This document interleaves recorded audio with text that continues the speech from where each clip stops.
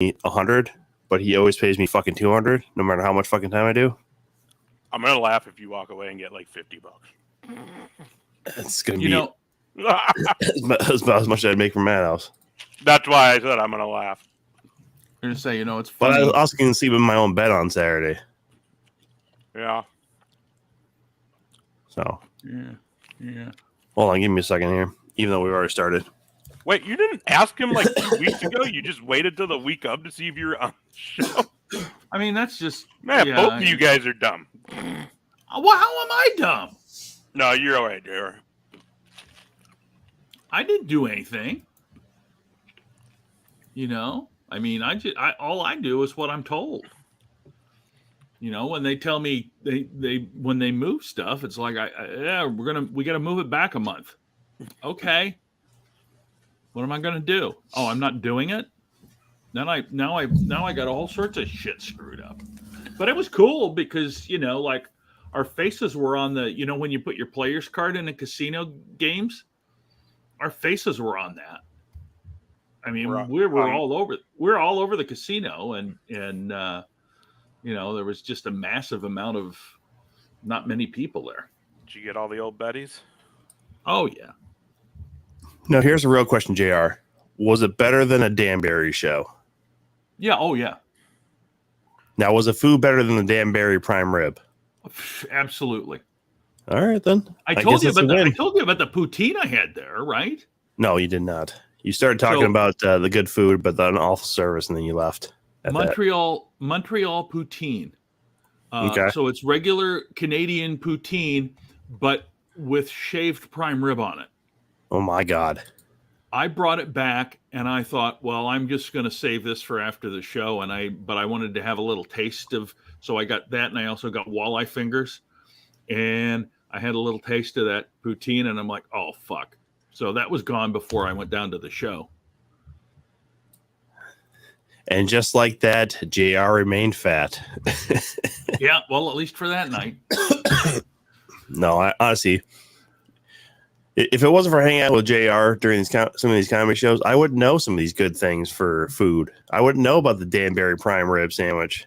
You gotta learn. So it's so interesting because you gotta, like, there's so many little tricks, like I don't know how many do you have frequent or what are they? They're not frequent comers. They're like the membership cards for all the convenience stores. Casey's. I need to get That's it? Quick Trip stars. Well, because they're the place for pizza, man. You got to get Quick Trip. You got to get Casey's. I got them both. You got to get Come and Go if you ever go down. I mean, you're going down to Iowa. You got to get Come and Go. Surprisingly, we go to probably more Quick Stars in Iowa than we do Come and Goes. I try to avoid Come and Goes because I don't generally like them. They're not there's not really good food there. So, but here's the thing: there are certain areas of the state where there are more of those. Yeah, the food's garbage. But like, if you need to get gas, they all give you a discount on gas if you're a member. So if you're driving along and you're like, hell, there's not someplace else that I'm a member. I better get scooching here.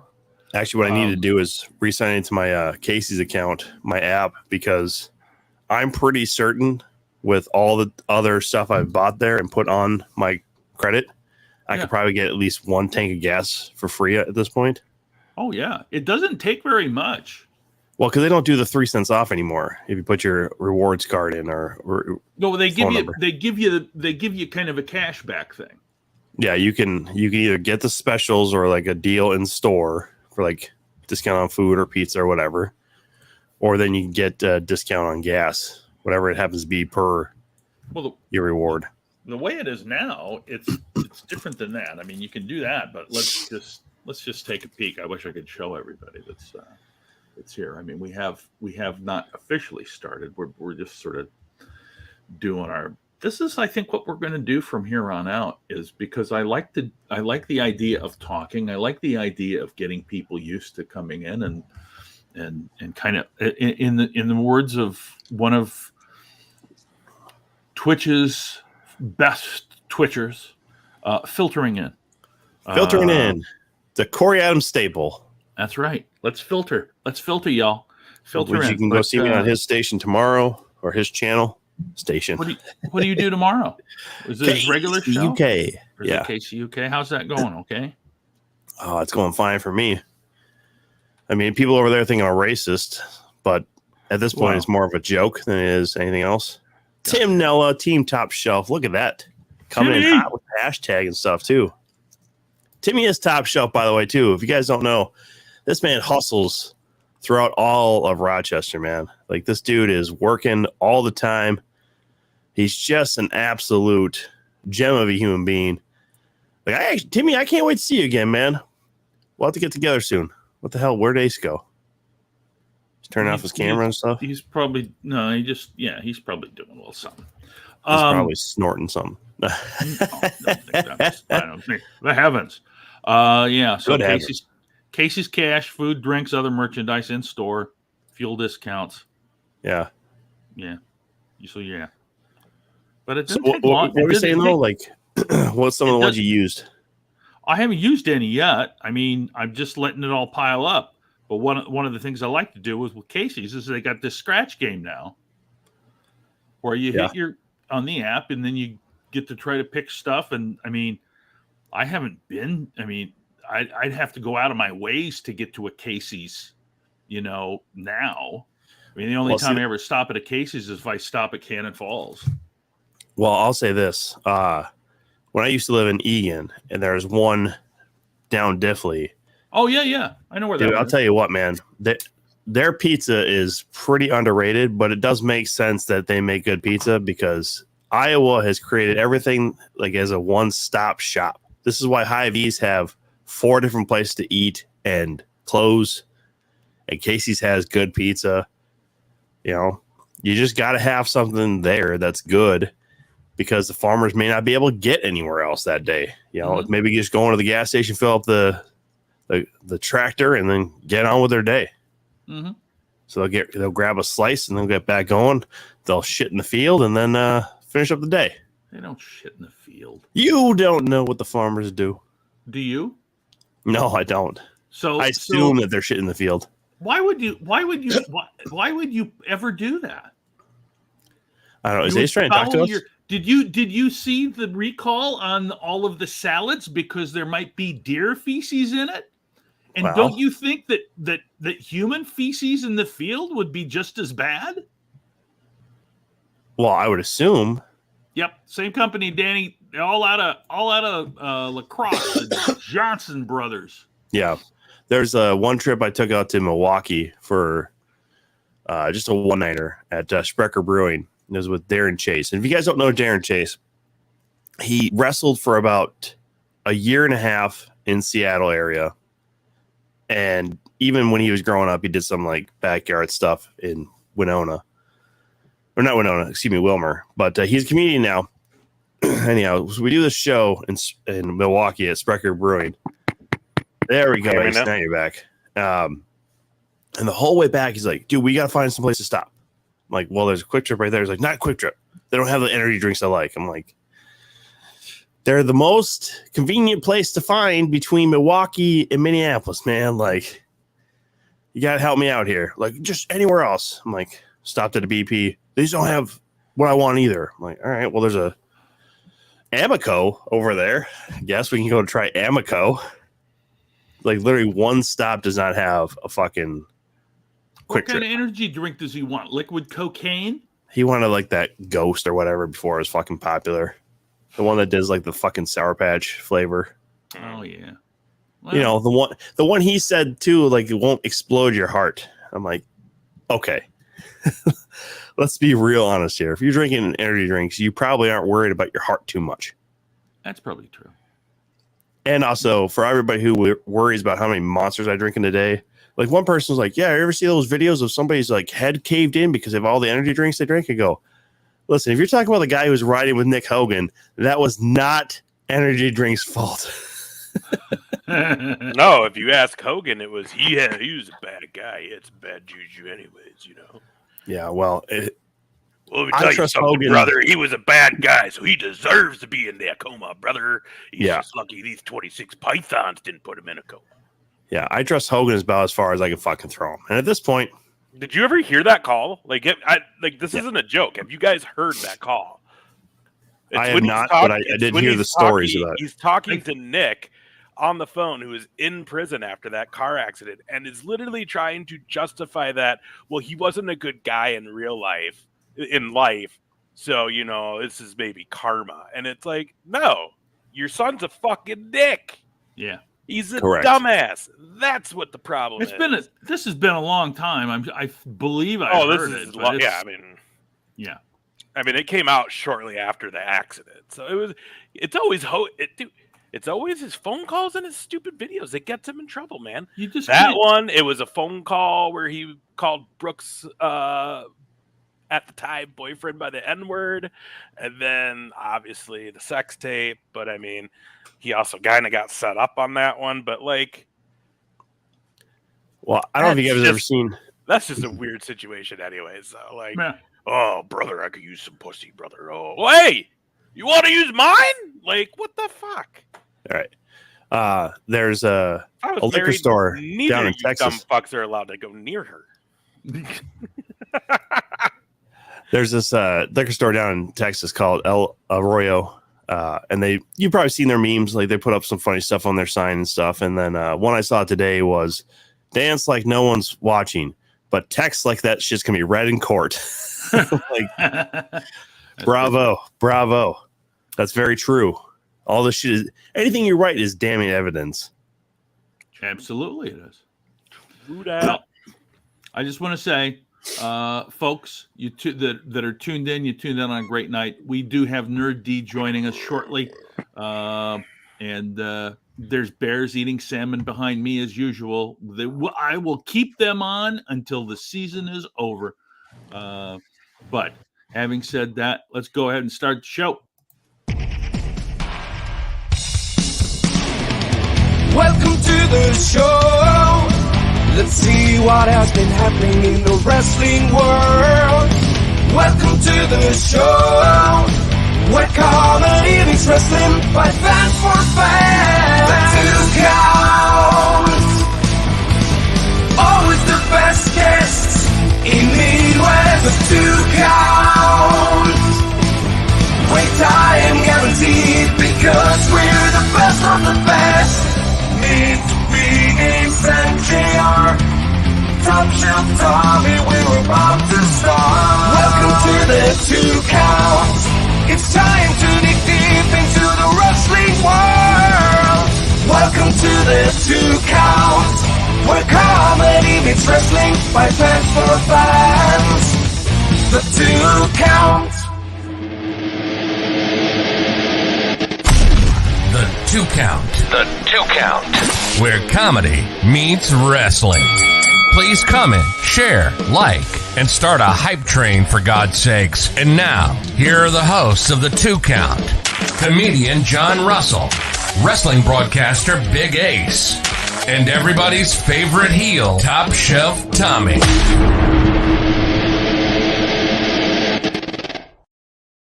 Bingo! Here we are again. Say, everybody, thanks for tuning in. Those of you that are on YouTube, thank you. Those of you that are watching back later on YouTube, thank you very much. I mentioned this last week. We got a lot of people that watch on YouTube after the fact, after the show is over. So we want to let you guys know that we appreciate you doing that. That helps us as well. So I wasn't able to be at the watch along party. Give us how did it go? Was everything fine? Did we have any crazy moments that I missed? To F YouTube, that was aggressive, Josh. Say no. Well, I mean, you see who we've already had comment today, not Tim Nella, but Dan and Joshua Joseph are both very active in the watch along chat. So we appreciate that, gentlemen. But no, it's very low key, very mellow. Top shelf. We don't get very crazy around here all the time. Certain times with certain folk, but not the folk that were here on Saturday. But a lot of fun. I didn't hear too much about bad connections or anything like that. So, Good. Yeah.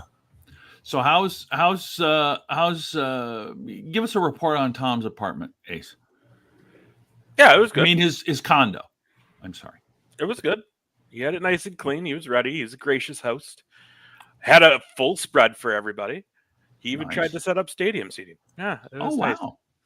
Nice work. Again, that top shelf hospitality, boys. It's not just me trying to be an ass. It's generally a way of life. I tried to do everything to the everybody left immediately after the pay-per-view, though. But I was nervous like 11:30. Yeah, I don't know. Like locally. You're probably nervous about that fuck shower. Probably. That didn't come up, though.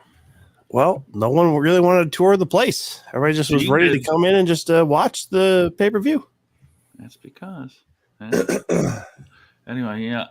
So for me, it was difficult, and I've tried to watch back and get everything caught up. But the ones that I got to watch live were the women's triple threat. Well, hang on. We don't need to get into this yet. No, I know. I'm just saying. I know we don't. I'm just saying that I only get to watch the last two matches live when they happen. That's all I'm saying. You watched the show. Yeah. You watched it back. Yeah. But I only got to watch those two live when it was happening. So, and then as I mentioned before, because I was on my phone up in the middle of nowhere that didn't have cell service and crap is. So I brought, you remember that little orange puck that I got? You had to use that to hotspot so you could watch on your phone? Yeah. Oh, that's really bad. Yeah. But having said that, again, I encourage everybody to go up to the Grand Portage Casino because the food is absolutely fantastic. Great food. Folks, no internet. No internet. Well, you don't need internet. Nowhere to call. You eat, you pass out, and then you wake up. It's like when you lose all your money. It's like you got nowhere to go. Yeah. You check in, but you may never leave. There's all sorts of stuff to do up there, though. I kind of wanted to see about getting a fishing charter or a guide to go out on Lake Superior and see if I Why? Your buddies are fishing right behind you. Just go with them. Yeah, but look, he's eating beautiful salmon. But the salmon in the Lake Michigan, they don't do the same business as these fish. It wasn't Lake Michigan that you're on, you dipshit. Superior. I'm sorry. There we go. They have this. It's the same thing. They're all the same. Oh, no, they're not. One is clearly superior. Duh.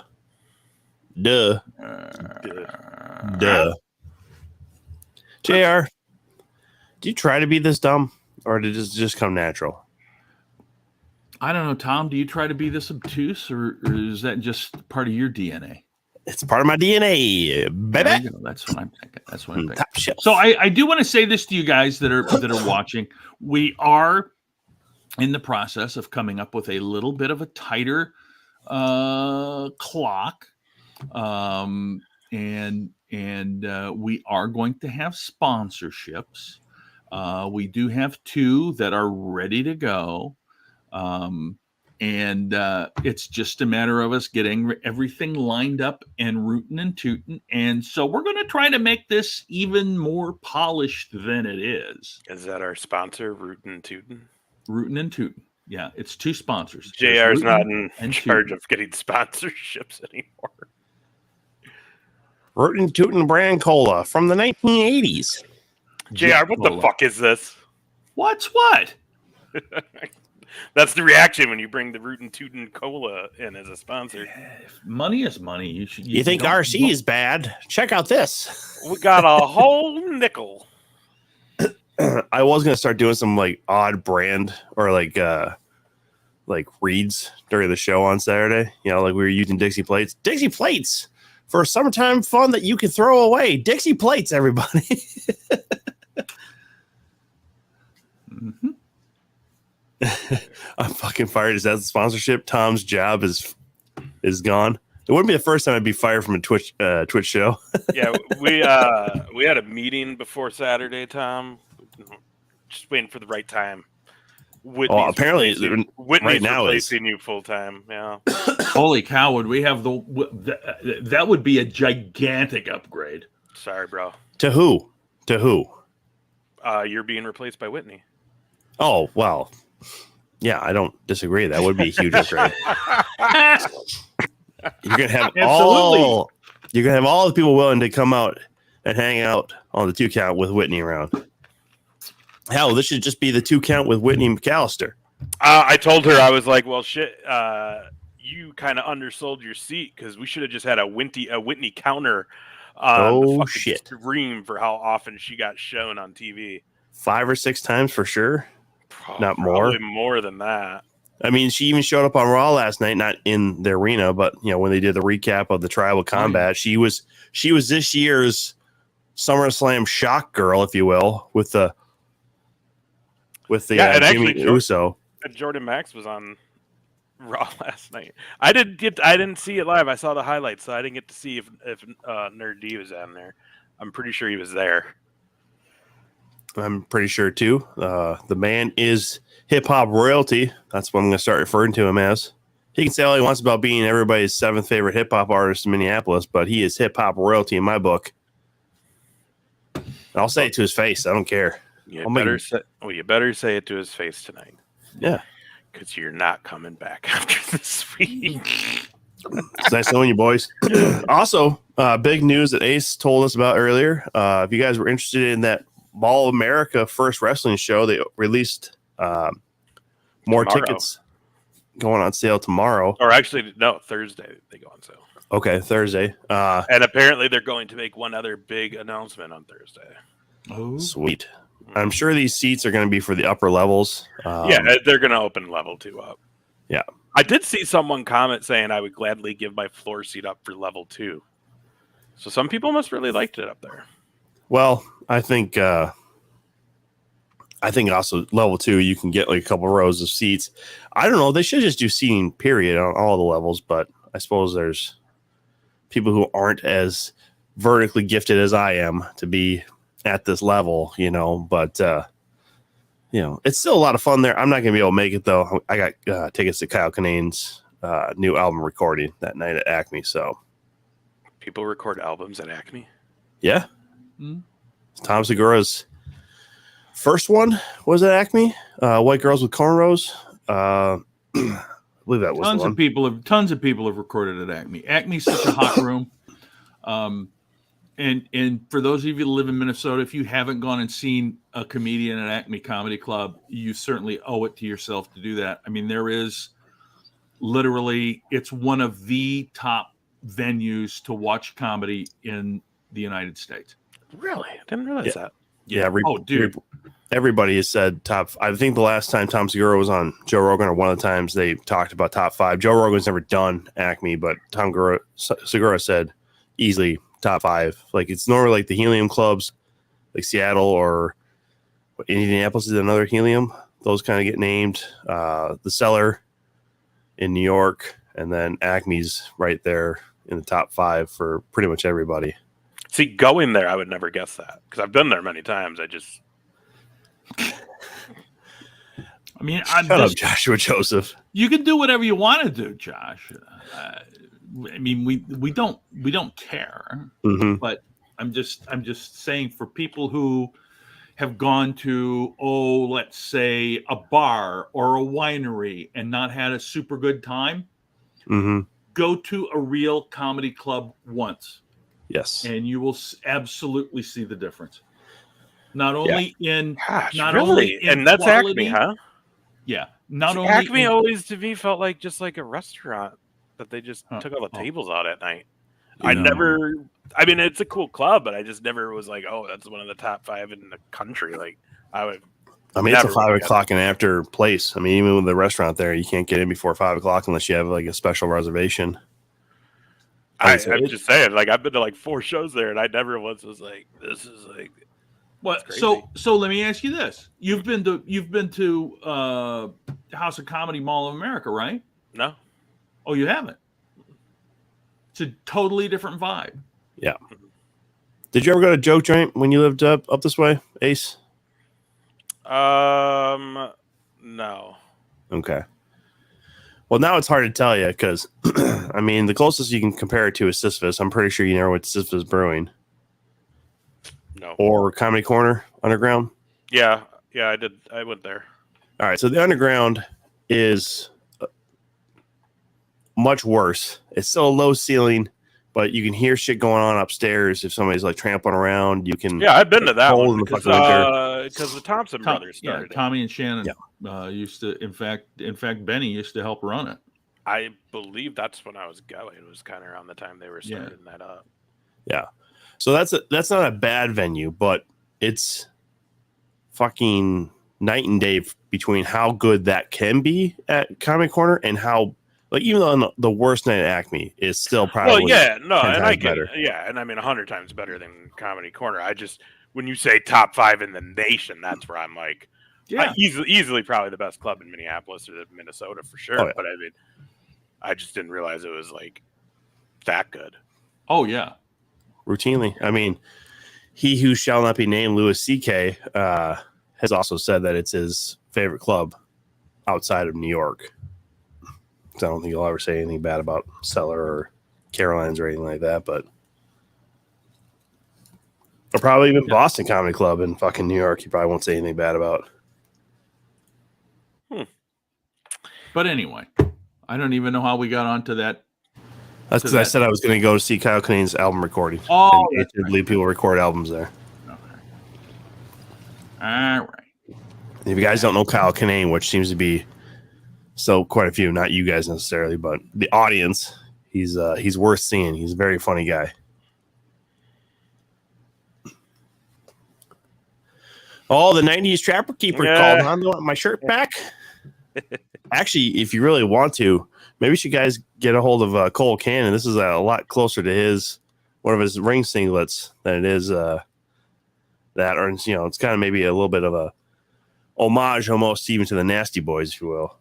Is it just so? What is on the shirt? Just a bunch of paint spackles? Mm-hmm. It's literally called paint splatter. If you guys are interested, same thing with the hat. ShankyGolf.com. Use promo code Top Shelf for 15% off your order. Or if you do really like Cole Cannon a lot more than me, you can use Cannon69 for 15% off your order. What? Because he also is a brand ambassador for Shanky Golf. Wow. So you guys are going to split up all the wrestling merchandising on Shanky Golf? No, probably not. He's going to take most of it. Most people don't give two flying fucks about me. Well, at least you can admit it. I don't care if people don't like me. You know that. Yeah, no, but everybody does. Everybody likes you, Tom. Well, of course they should if they know it's fucking good for them. You know what I'm saying, motherfuckers.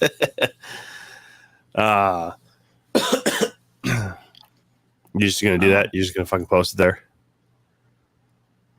I mean, people can look up if they need to.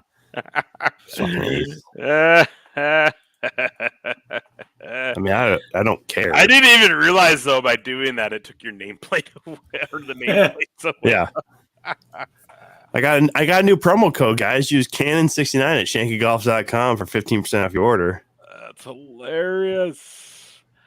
Hilarious. This Saturday though, let's do this now since he's not here yet. Oh yeah, okay. Madhouse Wrestling, one last shot. It's going down this Saturday night. I believe front row sold out, guys. So you can only get as well as it should be tickets. You guys both know and can vouch. Madhouse in Knoxville is one hell of a time. Mm-hmm. It is. Knoxville sure can bring it, and I think it's like a race weekend or something too. So like it's probably going to be pretty crazy out there. Oh yeah. All right, here we go. So we got Chilaleo taking on Diamond and Violence for the tag team titles. That's going to be cool. We got to reach out to the Diamonds and Violence, get them back on. We had the announcement here. You heard it here first. Damian Saint, you heard it a couple weeks ago, taking on Death Dealer. Very first time these two are matching up. AVB and Ugly putting an end to the story with a fans bring the weapons match. Ooh. Cannot wait. I wonder if I got anything laying around here I could have them use. I mean, it's going to be a good time. We got. Are you going to go, Ace or JR? Probably not. I would just send it. Yeah, you got work. Fatal 4-way. And that's going to be a Fatal 4-way elimination for the Extreme Grand Prix title. Why? because that's going to be the guy holding it currently is involved in the main event. We'll get to that next. Ethan Everhart's taking on Nick Nolan versus Arjun Singh versus Scott Tyler. So that's going to be one hell of a thing. We had Arjun here not too long ago, and he has his eyes set on that Grand Prix title. The reason it's up for grabs, oh my God, Jimmy Wild and Clay Cooper are going to battle it out again.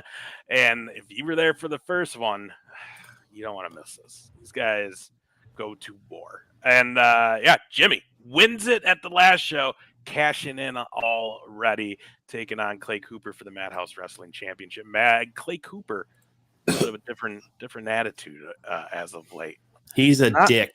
Not the nicest fellow as of late. So we're going to see how this translates on Saturday night.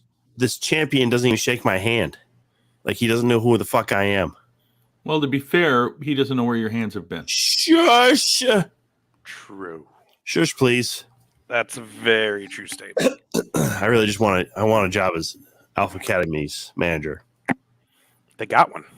I mean, Maxine's great. She's going to be a wrestler, though. I mean, I don't know what you would be bringing to that table, bud. Well, first of all, I'm bigger than both Gable and... You're taller than both. You're maybe, taller, and even taller, I don't think you're bigger than Otis. Maybe not, not round as Otis. I mean, that guy looks like he has fucking turtle arms, but alligator arms. Watching him on, they did the up, down, down, like summer games. Yes. A titties hat. Yes, that's what you can buy at Shanky Golf. Not this hat, obviously. It doesn't say titties on it, but yeah, you know. Wow, like, just a bunch of fucking weasels today, man, coming at me. I encourage they're putting their all into it. I'm happy that everybody's here and participating, because when they participate in what we're doing, it makes me feel good. It makes me feel useful. And when they take jabs at you, it makes me feel really, really good. Like we're really reaching the people, and they know they can see right through your scummy ass. Scummy ass? Mm-hmm. You think I have a scummy ass? I don't know. I mean, I don't know where your hands have been. They're right here. They've been right here. The freak. He says hi. Oh my God. Anyways, nothing. And I didn't have a whole lot of time because originally I was supposed to have a tea time in the morning on Saturday. That didn't happen. Malice. Hey, Malice. Ooh, look at that. The freak says you got a clean ass. So Malice says to be there Saturday night. Madhouse Wrestling. Good old Knoxville. I gotta say, I like Knoxville. It's a good town. It's a good little town. It's a good venue. They treat us right down there at the old Countryside Weddings and Event Center, and we always bring a big crowd down there. So I am excited for Saturday night. It's gonna be a good time. Why is Ace's red beard? Yeah, no, that's a good question. Mm-hmm. That's a very, very solid here's the thing.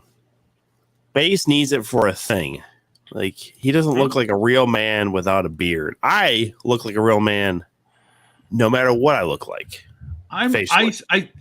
Look, I said this before and I'll say it again, and I mean this as a compliment.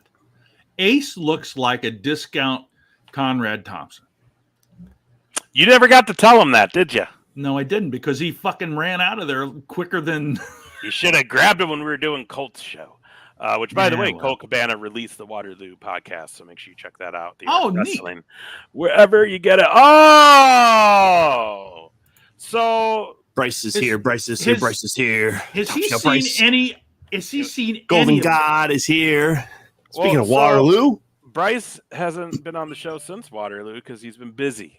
It was fair season. So Bryce, let's should we dive into what we did at Waterloo? Because you haven't gotten. We should show it again. Let's run show the it reel. again. JR loves it. Fuck. JR loves this for real. Yeah, so we're just cleaning up now. Hall of Fame weekend at Waterloo, Iowa. Baby.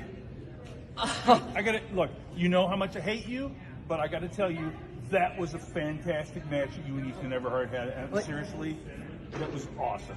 You know what? Seriously, I think it's time. I agree. I mean, it's been a year. A year Since the incident. yeah. You know what? I've grown as a man. I've grown as a performer. Awesome, my friend. Oh man, I'm happy. I'm happy this is over. It needed to be. It did. You know, it was getting a little ridiculous. Good, because I really do like it. Yeah, exactly. And I don't mind you at all. I don't. Awesome. I think you're great. Even though I give you a lot of stuff, You saw it here. but Peace is made right here at the Hall of Fame because that's what happens. Wrestling and friendship. exactly. That's all we do here. Hey, see you at Joey Joey's? Yeah, absolutely. Let's Yeah, do let's it. party I'll it see you. up. I'll buy you a drink. Time to get some drinks, guys, in this bin. Woo! Very good. Very good. Very good. Very good. I like it a lot. What a Why? cocktail But asshole. at first it looked like Tom was going in for a dick grab. Whoa, geez, whoa. Just saying. Whoa. You know, it's what we do here in the Lou. We put on bangers, and then we have a banger afterwards. Get a few brewskis going. But you know, top shelf life. But you know, JR did say he was gonna get me a drink. Like, He did say that, but he's a corny old man, so. I don't know. I think we put everything past us. I really do. I mean, I hope so for the sake of the show and all the shows. yes, exactly. I mean, Hey guys, how's it going? there he is. So I don't know if you know that we put everything behind us. Here's a drink. Nice to see you, my friend. Put it down. Yeah, why don't you guys Hug it out again. Oh, yeah, okay. Hug it out again. I mean, I'm getting a big.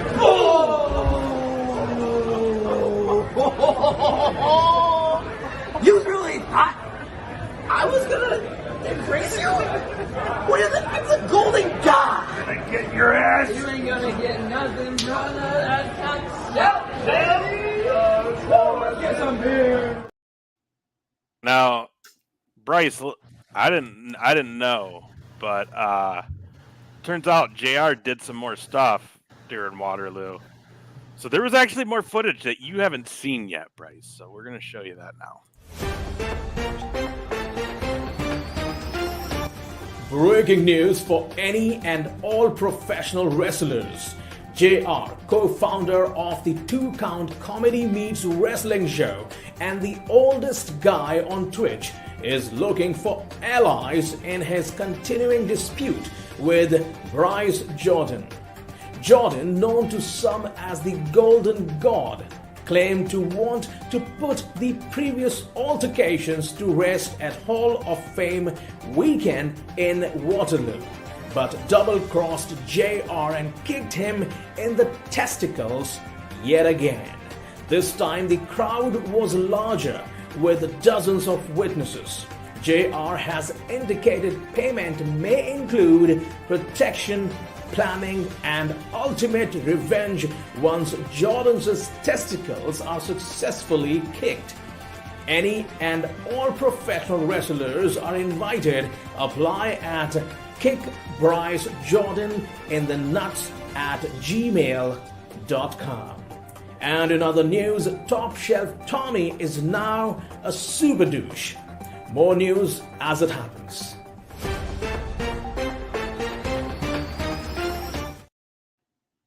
And now the other thing is apparently JR was already on the hunt, Bryce.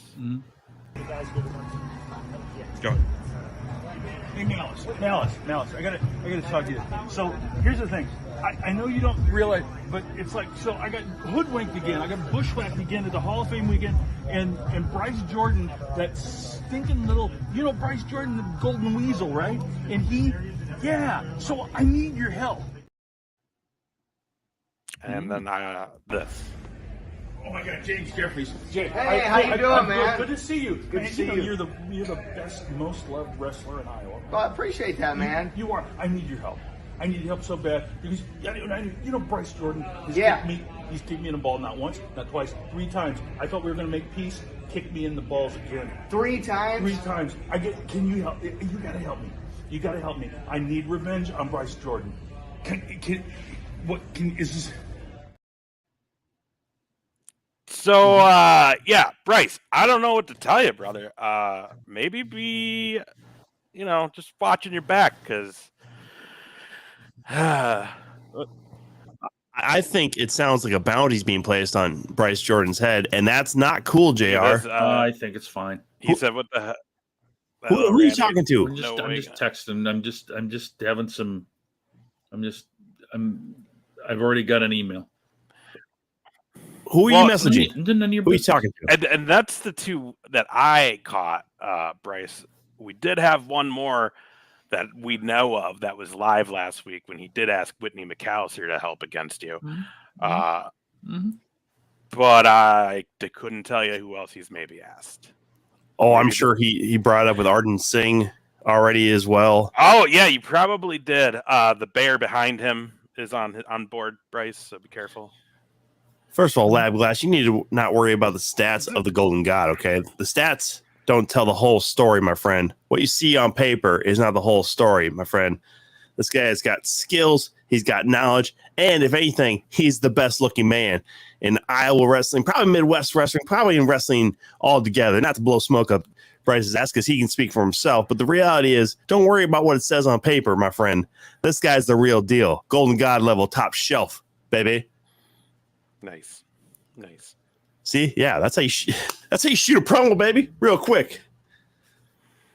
Jimmy Hart, baby. That's what I'll fuck up a bear and then fuck up LA for. I kind of want to see that match now. A bear versus Bryce Jordan. Mm-hmm. It's going to be exactly like Roddy Piper is semi-pro. The Bears Roddy Piper run used away. to wrestle bears. Yeah, he did. Bryce Jordan ain't no Roddy Piper. You can say that He's again. a Golden God.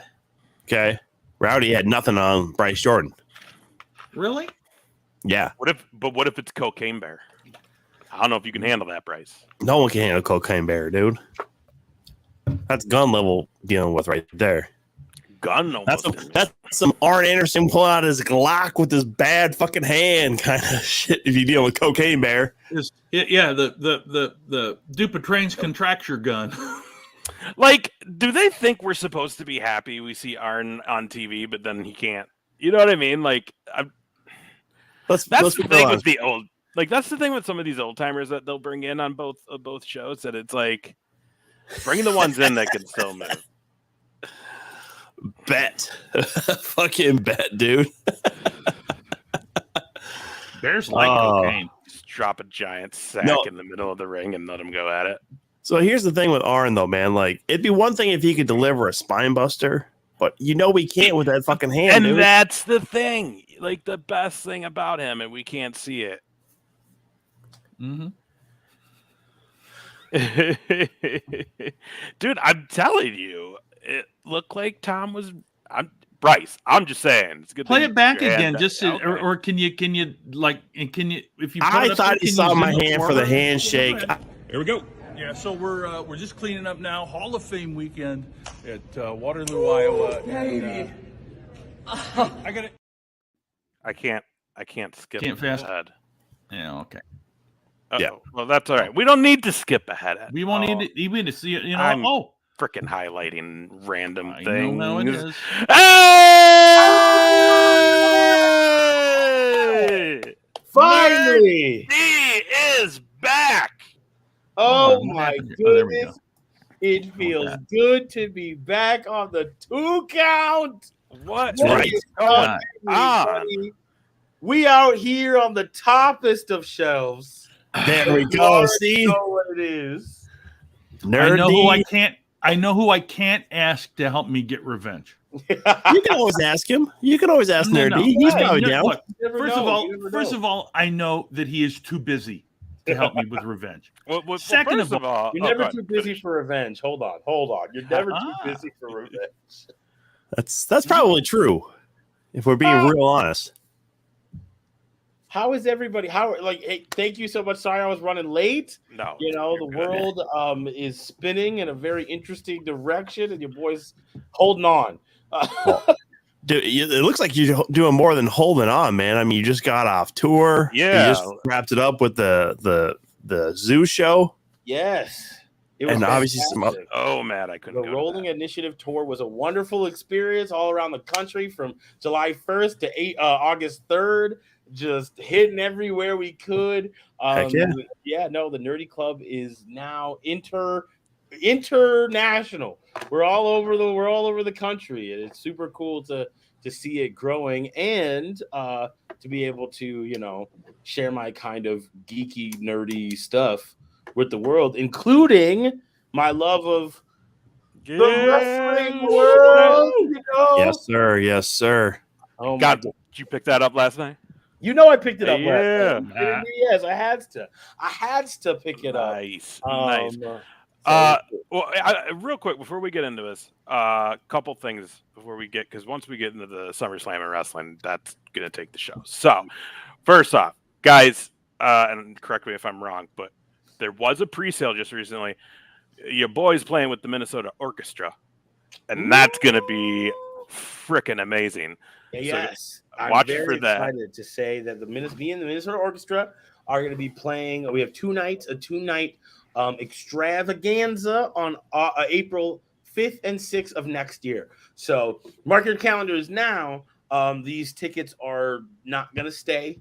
I can guarantee it. The Minnesota Orchestra has a huge global fan base. They are a Grammy Award-winning symphonic orchestra.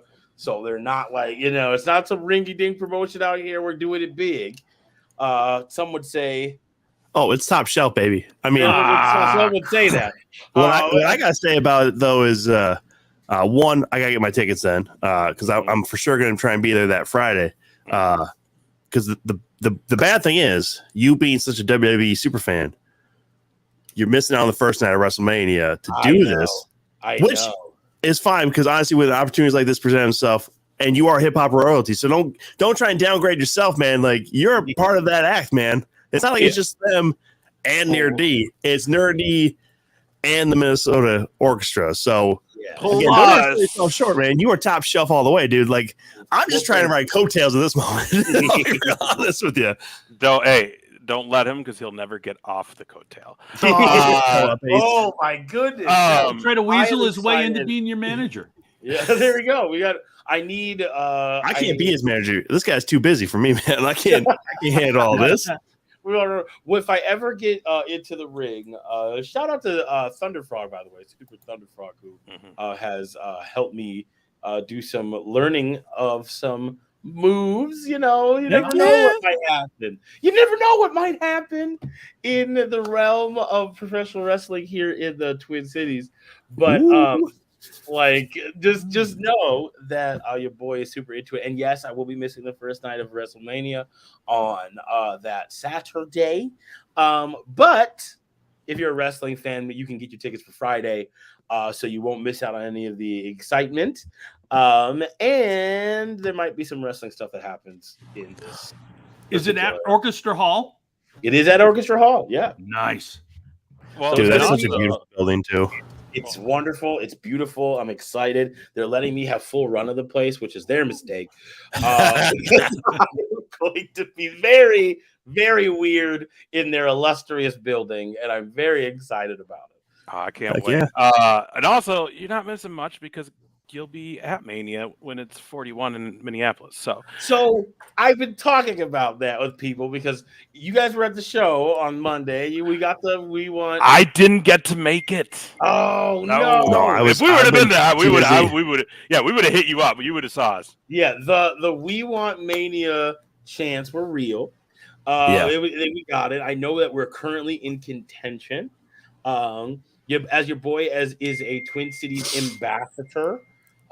for the WWE, and I can say that now. Last time I was on the show, I couldn't say that officially, but I can now. Heck yeah.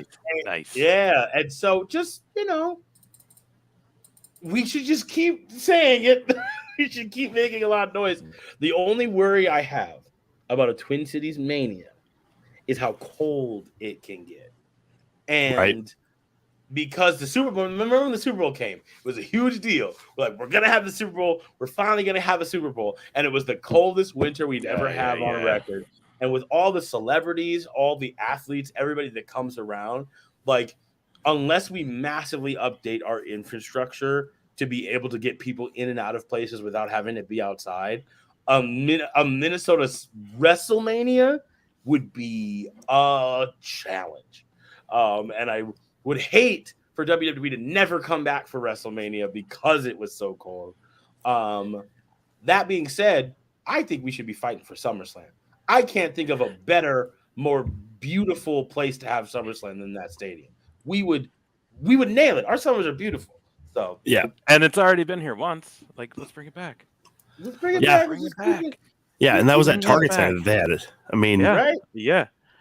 Oh, dude, we were already saying, we're like, if they bring Mania here, we got to figure out somehow to do a live show that week in the cities for the They 2 are going count. to Philly, yes. Huh? Oh yeah. Oh yeah.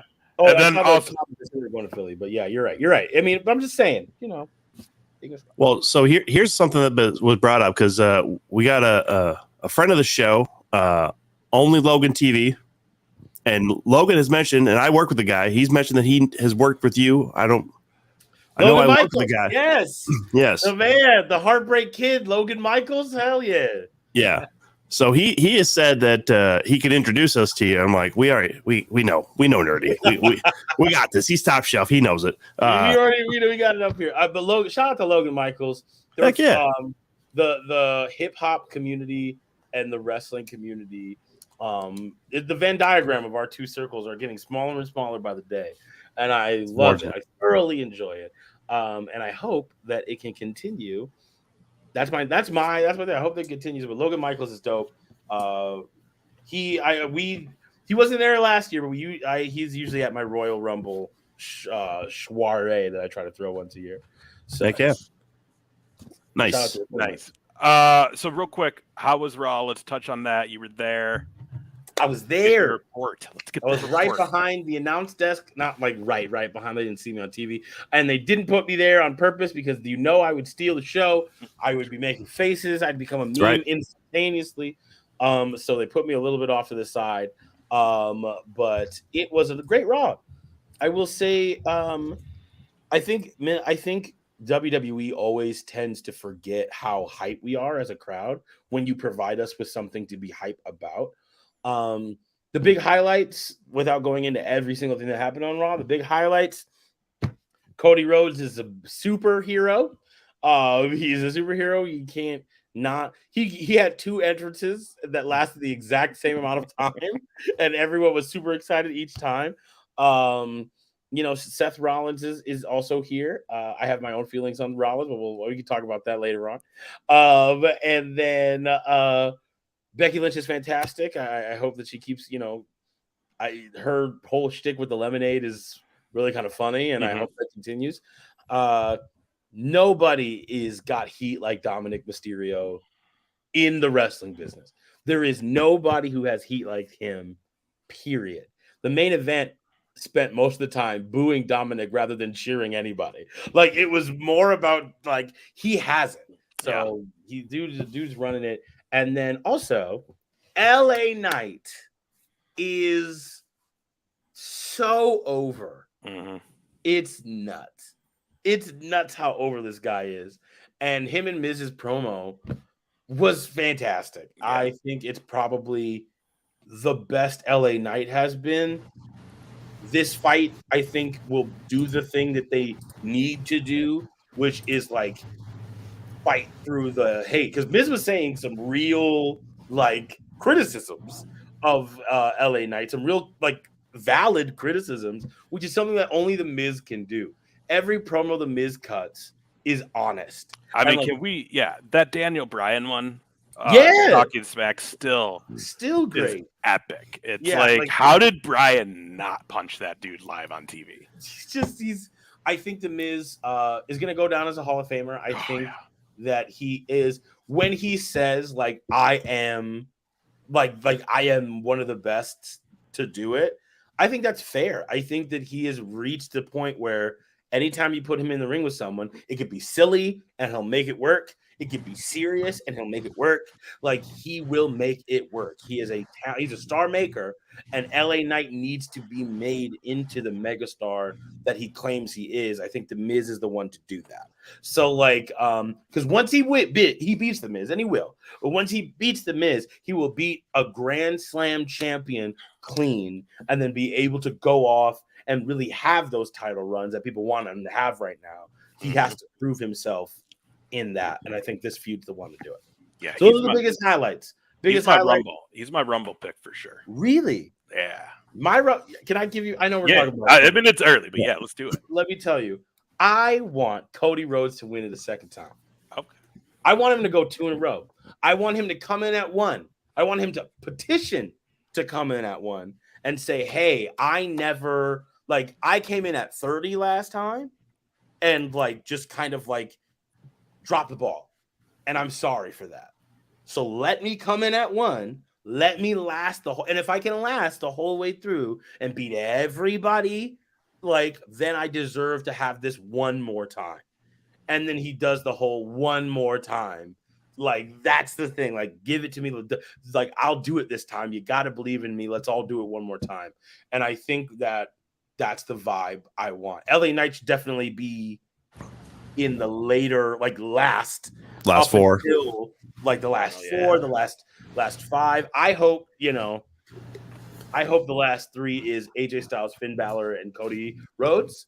I think to start to talk about that connection and like, because once Cody wins the title, and he needs to have a feud that's going to make sense that goes after Roman Reigns after a 1,000+ day title reign. What are you going to do?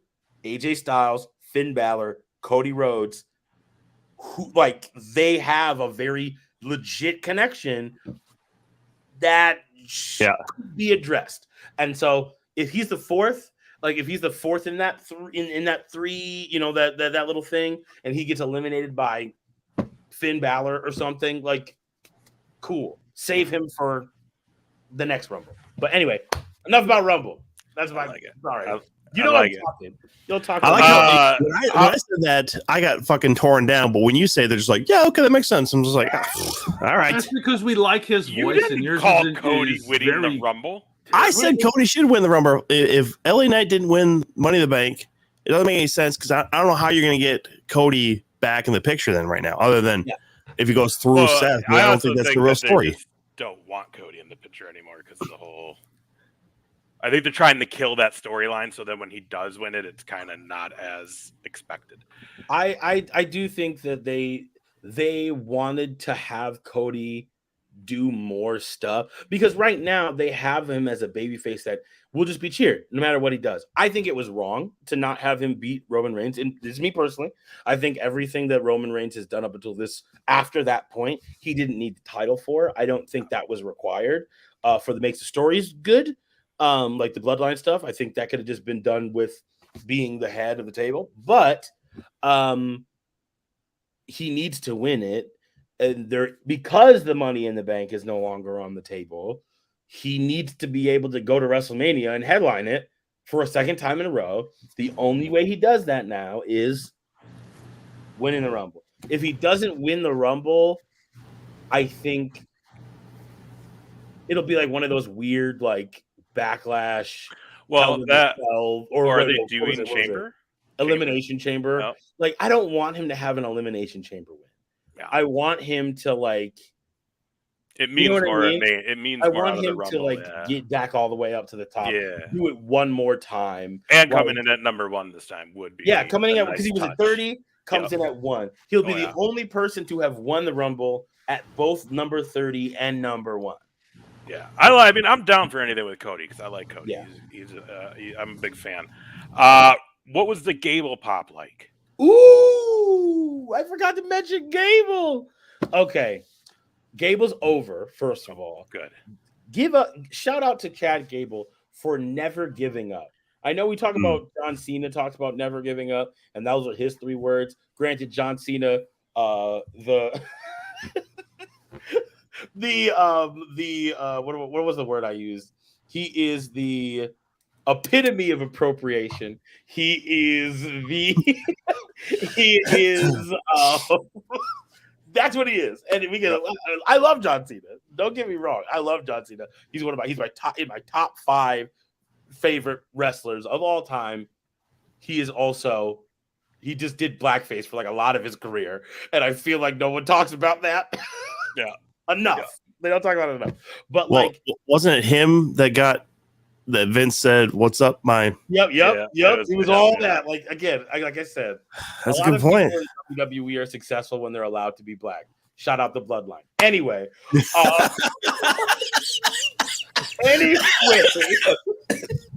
Very good point. Never giving up. Chad Gable has been given so many bad gimmicks.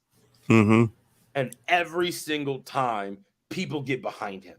Shorty G, people were behind him. The initial run of it before he became a heel. The Alpha Academy, silly gimmick. People got behind it. Like the shoosh and the thank you. Like they got behind it. The thank you pops in the arena was massive. Nice. Thank you. And everyone's thank you. He took his kid and ran around the ring and he was like, thank you.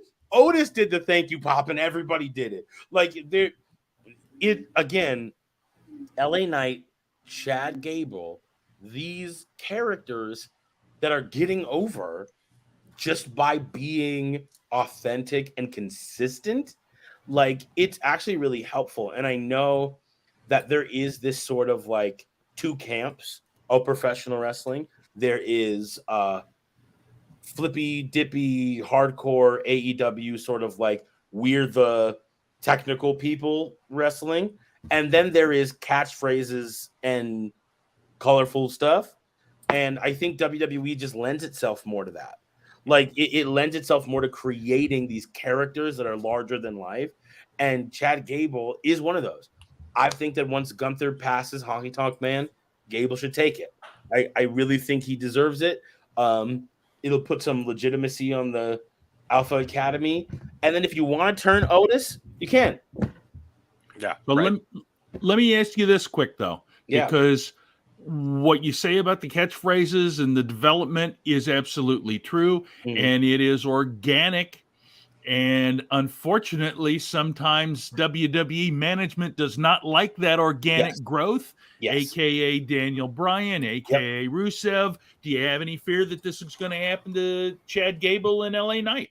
I think Chad Gable is more of a risk for that than LA Knight is, mostly because he's short, and they are sizist like that. And I love the product. I love the product. It's just that's the truth. It's just people who look like Chad Gable are rarely pushed to the heights that I think that they could go. They've decided that Rey Mysterio is the only one they'll do that with, and they're not going to do that with anybody else. That's just what we've come to know from the WWE.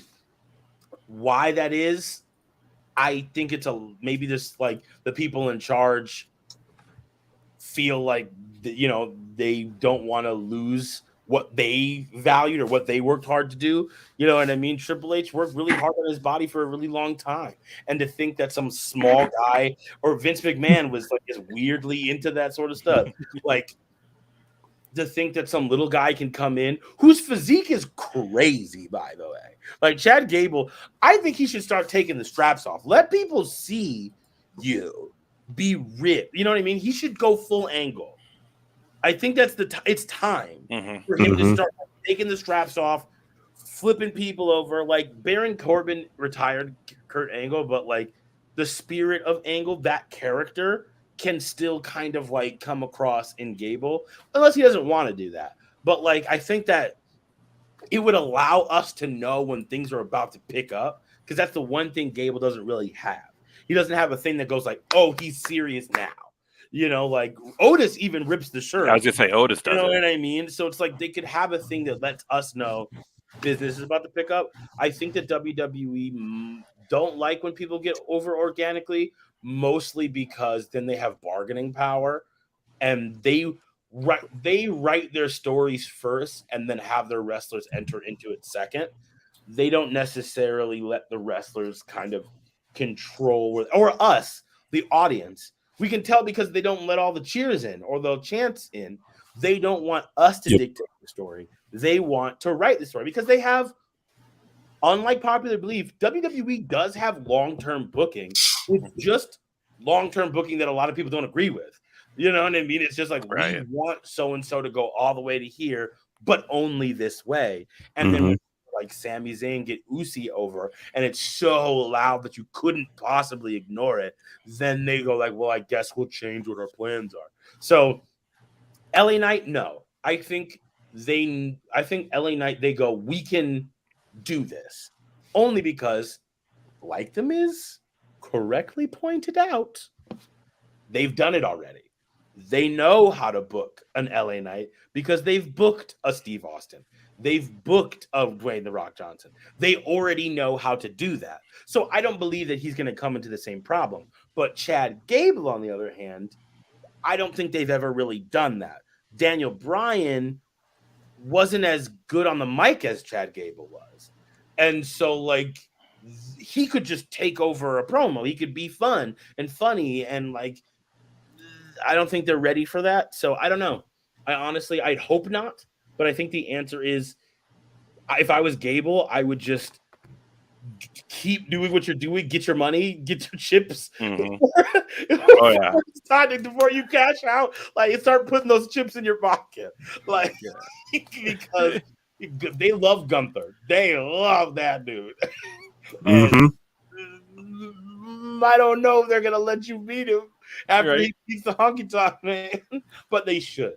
They should. The Gunther should go after the main title. Like, he's you know, let the Intercontinental Championship come to the mid card guys and let Gunther go up. Well, the Intercontinental was always supposed to be a stepping stone, anyways, and with how long he's held it, I mean, Honky never really got that next level, but when he gave out to, but he also, I was going to say, he also got like 6 seconds squashed by Warrior when he broke that streak. So well, that's what I'm saying. Like, kind of hard to shoot him to the moon after that one. But like Bret Hart, HBK, like that was the stepping stone. Like Intercontinental should get you to that next level. Same thing with like Rick Rude was in the title picture after winning the Intercontinental. Like Henning didn't, but you know, again, it's not everybody. But as Nerdy pointed out, it should have been. It should have been. It should be like the Money in the Bank. It should be like most of the people who win this will go on to win a main title or the world title. Like, well, it's always kind of been that way. Anyways, if you look at a lot of different promotions, like even the NWA initially, when you were the national champion, you would get a shot at the world's heavyweight championship. Like that's how it always was. This is a stepping stone. Like Magnum TA was supposed to be able to get that title shot because he was a huge babyface. He was going to, you hold the national championship for long enough, people get behind you. Now you're already a contender because you're holding gold, and people respect that idea. So. And I honestly, and this is me personally, I was talking to this when I was watching the show live on Monday. I said, if you give Gable the title and you have Otis turn on him, which I honestly think, I love Otis as a fun guy, and he works really well as this kind of like fun dude. I think you could have with both. This is just a stretch, but with both Otis and Bronson Reed, if they were to lean into this big man demolition style kind of wrestling team, you could have a these built-in monsters, bring back like a Vader type thing. Would literally be the Natural Disasters version too. But just like this time, these guys who are like a little younger, maybe a little ready to go, like, you know what I mean? Like, it's not so campy. Not named Typhoon and Earthquake. Yeah, you know what I mean? And just like really like you're gonna need, if the New Day is going, speaking of which, shout out to the New Day, they're back. We love it. We love the New Day are back. We were literally talking about that in our seats. We were like, man, when was the last time we saw New Day? I hope everything's all right. And then literally their music hit. We popped so hard. I was like, oh my goodness. But like, if the New Day are going to do what it seems like they're going to do, and like win the vacant championships, shout out Sami Zayn and Kevin Owens. Hope you get better. If the New Day come in and take it, they're going to need some villains to fight. And while as much as I love the Viking Raiders, they can't keep fighting them. The Street Profits with Bobby Lashley, they can't lose right away. I need them to be good. So they can't lose right away. I think building a monster tag team between Bronson Reed and Otis could be really fun. And Gable can go on to be a single star. You know, let him do single stuff. He can fight Ciampa. He can fight Riddle. He can fight Ricochet. Do all the stuff he was already doing. And then you just kind of let, you know, Maxine Dupree and Otis sort of like go over here and do heel stuff. I think that'd be fun. I like Make him Otis again. Otis. Yes. Back to Otis. Oh, Big O. That'd be funny. One quick thing. We talked about Chad Gable. Just curious, were there any Gable Stevenson sightings last night? No. Okay. He's NXT now. Yeah, he's on NXT now. So I think he's still in Florida, but I didn't see him. No signs either. Oh, but I will say this, and this is a little tea from the rows we were in. Riddle was getting a lot of boos. They didn't air that. Was Jordan sitting in front of you? Yeah. I like from our section. It was like getting a lot of boos, and I was just like, "Huh." She was there up by the ring, so yeah, might have heard her. Okay. Yeah, one of his ex ladies is a Minneapolis gal. Yeah, and so people were not super excited for Riddle to be around, and I was like, I didn't hear what happened like a couple weeks ago, but apparently another like video of him got leaked. I don't know what it was. I can only imagine it's only a matter of time until like the porno comes out with him. Yeah, that seems to be where he's going towards. Is that what kills his career? Then is when that comes out. So. I hope so. I'm kind of sick of Riddle. I never really liked it. How funny would it be as he comes out with a sex tape, they don't fire him, and then it's like, but what about Mandy? Yep, they'd have to. Rose. They've got to. You know what? Dude, if Riddle stop doing the RVD and then start doing the Val Venus. If you have a sex tape, Riddle, you come out and you start wearing a towel and you start coming out. The towel would make more sense when you're not wearing any shoes. So yeah, see, right? Like, I'm into all of that. Let's do that. That's great. Well, that way you don't have to have him on TV. He could just literally be a squash guy then too. You know, you just put him on TV when somebody just really needs to get over on somebody. Yeah, just beat up Matt Riddle. I'm cool with that. That's hilarious. Let's get into it, boys. SummerSlam happened. SummerSlam. Oh, that's your dog, JR, isn't it? I keep thinking there's a dog outside my window. It's your dog. My dog right here. It's your dog. Was anyone surprised that they kicked the show off of Logan Paul and Ricochet? A little.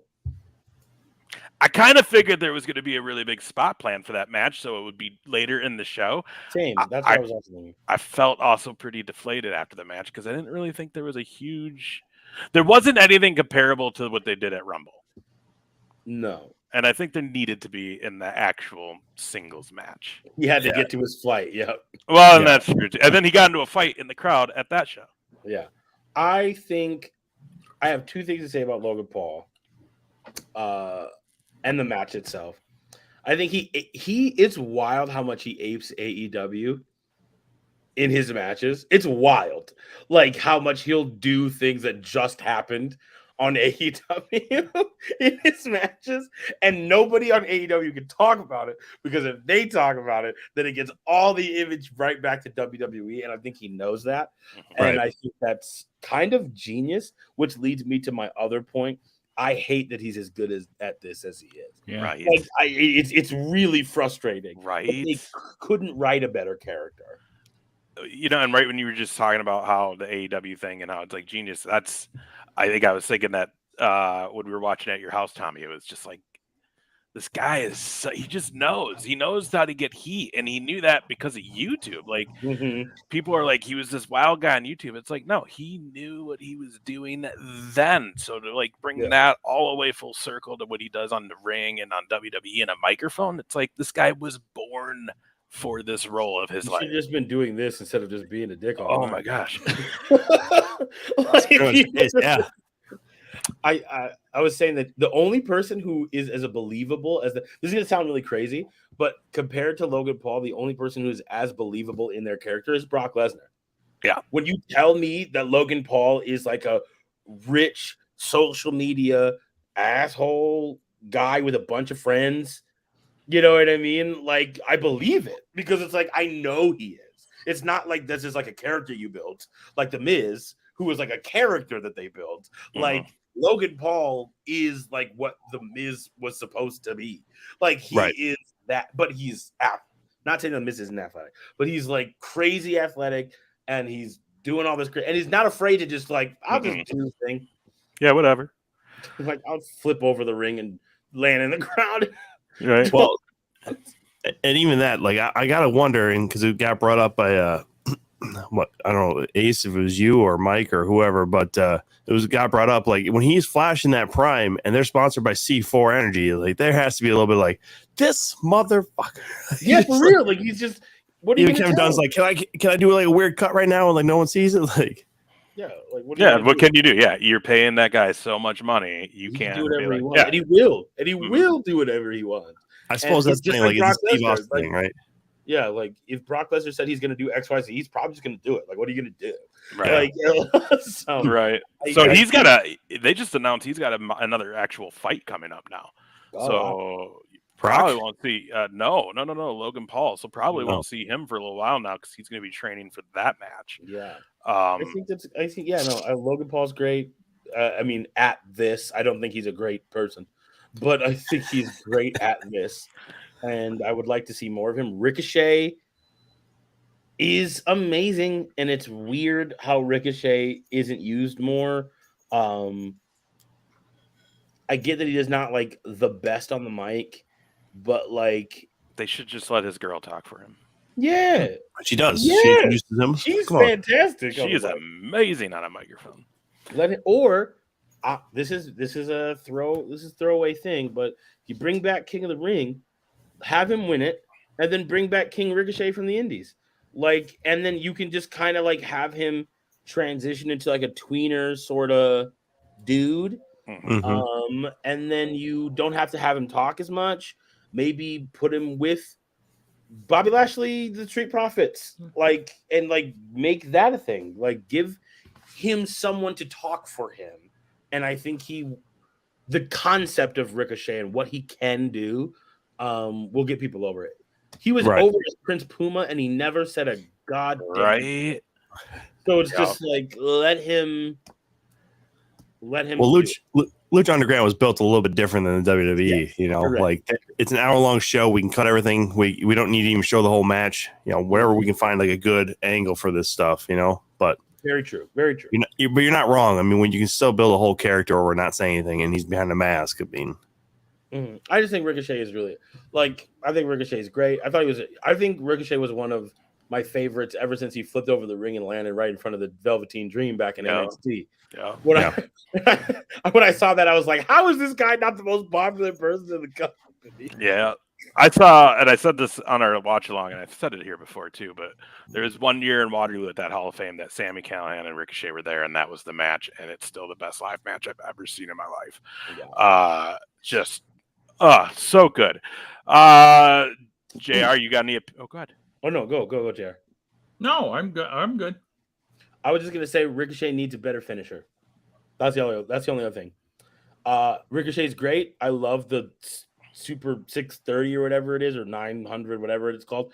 It's just, he needs something that he can quick hit on anybody and then run away. You know what I mean? If he needs a quick hit finisher that he can nail every time. Give him the pay dirt or something. Like something that he could just do, because the going up to the top rope, getting it all set up, it doesn't really lend itself to a guy his size to be in the spot that he's at. You know what I mean? It in WWE they just don't. It doesn't work that way. So like I feel like he needs a different finisher. If he had a different finisher, that people can go like, "Oh, he hit it." You know what I mean? Like, "Oh, out of nowhere, like he nailed that." Yeah, right. Got to have your stunner or your RKO, whatever, you know. Well, and with a Ricochet match too, I gotta say this, man. Like, and this is part of the problem is like a move like the Spanish Fly now all of a sudden is just not a finisher because of how much it's been hit with Ricochet or Sammy Guevara or some other people. I'm like, this is a powerful fucking move. If people knew what the hell they're doing, like what they're actually seeing, like this is a style clash turned up to 20 almost, man. Like this is brutal for both guys. Like this should really be a finisher for a lot more people, but why it's not, I will never know. Do you guys think that is hurting the wrestling business, the overexposure of all these moves that were growing up? They were finishers and not like, where does the wrestling business go now? I think we've reached a cap of what humans can physically do. I think that Vikingo. I think I don't know who criticized Vikingo, but I remember being like, I think there's some truth to that because wrestlers are getting injured more and more and more and more on quicker. You know what I mean? And for longer.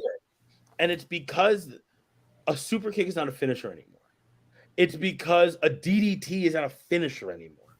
And you have to find a way to do something wild and crazy in order to end the match. And it's just like, no, we need to slim it down a little bit. Like have finishing moves finish things again. Right. One. And then just, slow it down a little bit. I used to remember that nobody hit a super kick with Shawn Michaels. You know what I mean? I'm only 32. Like I remember when no one hit a super kick other than Shawn Michaels. That was like the thing. And it was a finisher, and then that would end a match.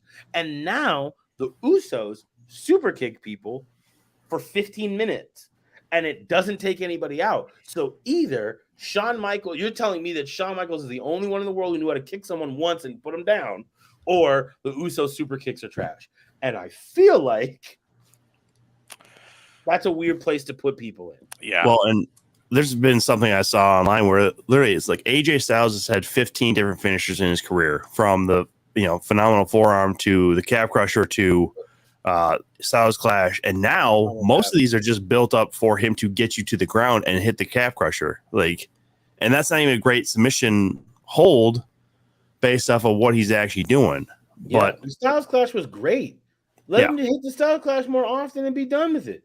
Well, they got really nervous after James Ellsworth, Mr. No Neck himself, couldn't like tilt his head back, Yeah, well, then don't let him do it anymore.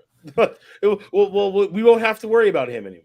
But exactly, you don't have to worry about him at all. At all. So to say that Ricochet needs a better and more concise finisher that he can hit every time, and we know what it looks like when he nails it. Because right now, that super spinny thing he does, you never really know when he nails it clean.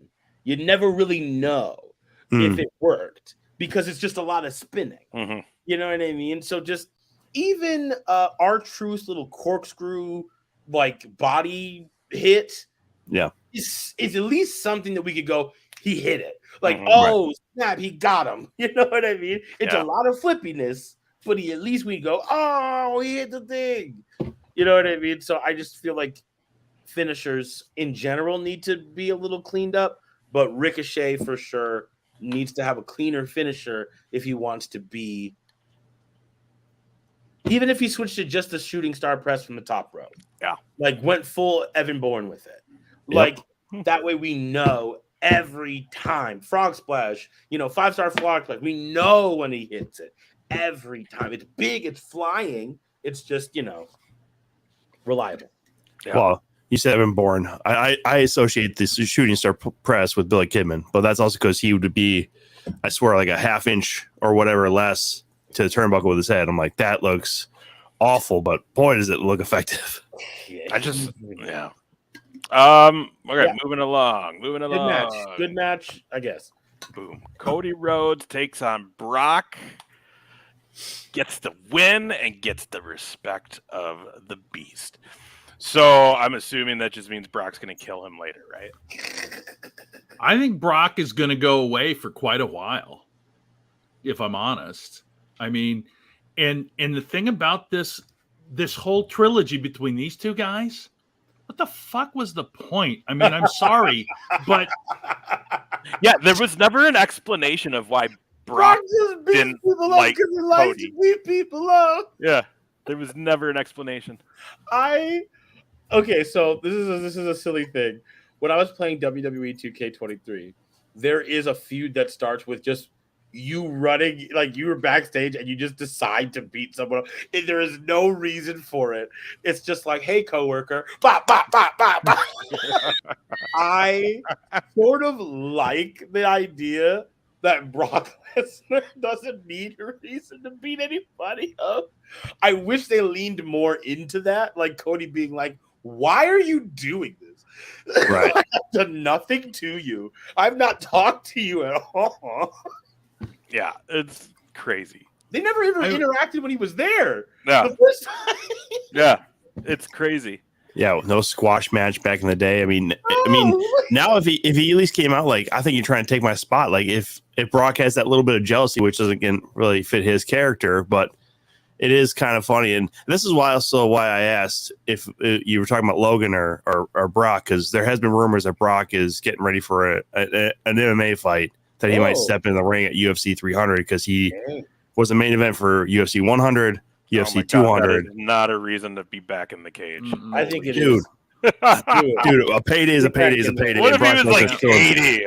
400. Let him punch somebody. Honestly, I don't like Brock Lesnar. I get that he's from here. I get that there's like the vibe, but like at this point, I would rather have him kind of fade off into the distance. And do other stuff. So I like the idea of him going to MMA and like just go beat up some people for real, bro. Like go do that because he doesn't play ball. Like he just does whatever he wants to do, and it's hard for other people to write stories around it. Yeah, that's why we had that Osmos great WrestleMania moment. Yeah, you're right. It didn't make any sense, JR, why Brock Lesnar was doing any of the things he was doing. But hey, Cody Rhodes won. Well, I mean, it did help bring us from Cody Rhodes after Mania not winning to after SummerSlam coming off a high, but yeah. Obviously Cody Rhodes, again, superhero. He is a superhero. He needs a super villain to fight. It doesn't really work.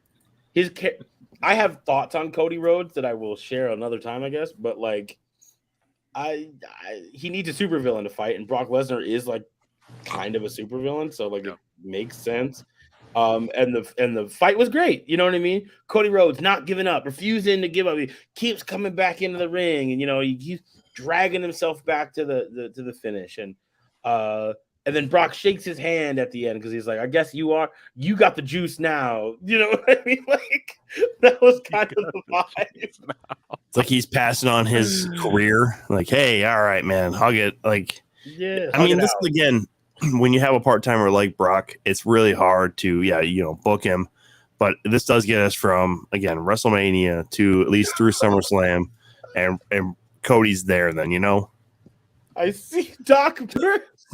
Should have F5 Cody's mom. Nah. Oh man, if this was booked in like in the 90s, he would have. Yeah. Mama Rose would have been out to the table. It would have been massive. Oh my gosh. Oh, but well, you got to. I remember being at Mania 28, right, and that was where he came back, Brock, and I remember like hearing about it the day of Raw, like, oh, Brock's been spotted. And like that whole night, Cena cuts the promo, and everybody's just Brock Lesnar, and it happens. But you think about it, that was 28. Where we just had 36. Yeah, was it just 30? So like he's been back for a while, even though it's been this part-time thing. Yeah, it is. No, we got 40 coming up, man. So here's so I brought this up at Tom's during the watch along. I do see Brock going away for a while, but I don't think he's done. I do think they will set up his last match at 41 if it's in Minneapolis. Yeah. Well, yeah, that makes sense. But then if that's the case, who beats him? LA Knight. Well, there you go. LA Knight.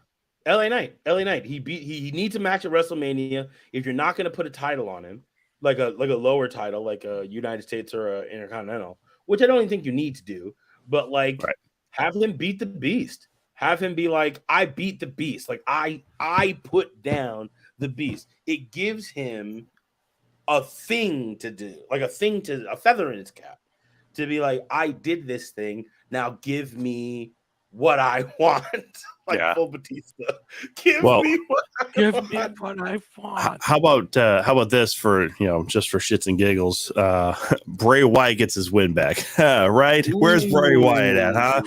We can put it in a Mountain Dew pitch black match again. Come on. No, I'm just kidding. Get the full Big E, like you can't come back, unfortunately. Also, that's some devastating news. Yeah. Right. If I've ever heard one. That sat me down when I saw that on what was formerly Twitter. Like that really that made me sad. I was like, dang. I hope this is an Edge situation. I'll wait. You know what I mean? I'll wait. Mm-hmm. I'll wait and have you come back, or a Page situation. Like I'll wait. Because if he's willing, I really hope they keep him around for like commentary or something, because he is so entertaining still. Yeah. Mm-hmm. So much energy that just he cracks me up. What Corey Graves is doing, like, just have him be the face of this thing. Like he is so good at that. And honestly, and with the New Day coming in and doing stuff, there's no reason why he couldn't just be. Can I? This is a dumb idea. Remember when Michael Cole had his little box? Yes. From his own box? The Cole man. Funny if there was like a New Day commentary team and it was just Big E and he would just say stuff like it's the New Day had their own commentary team. Like they don't use the other people commentary. They use Big E and then someone that they think is funny and like someone from Up Down Down. Tyler Breeze. Right. You know what I mean? Oh, that would be dope. Tyler Breeze and Big E have their own table and they're just saying all this sort of nonsensical stuff while the whatever New Day is like wrestling. I think that kind of stuff would be hilarious, and I think that would be really fun. Yeah, I do. I hope they use them. I really do. That's sad.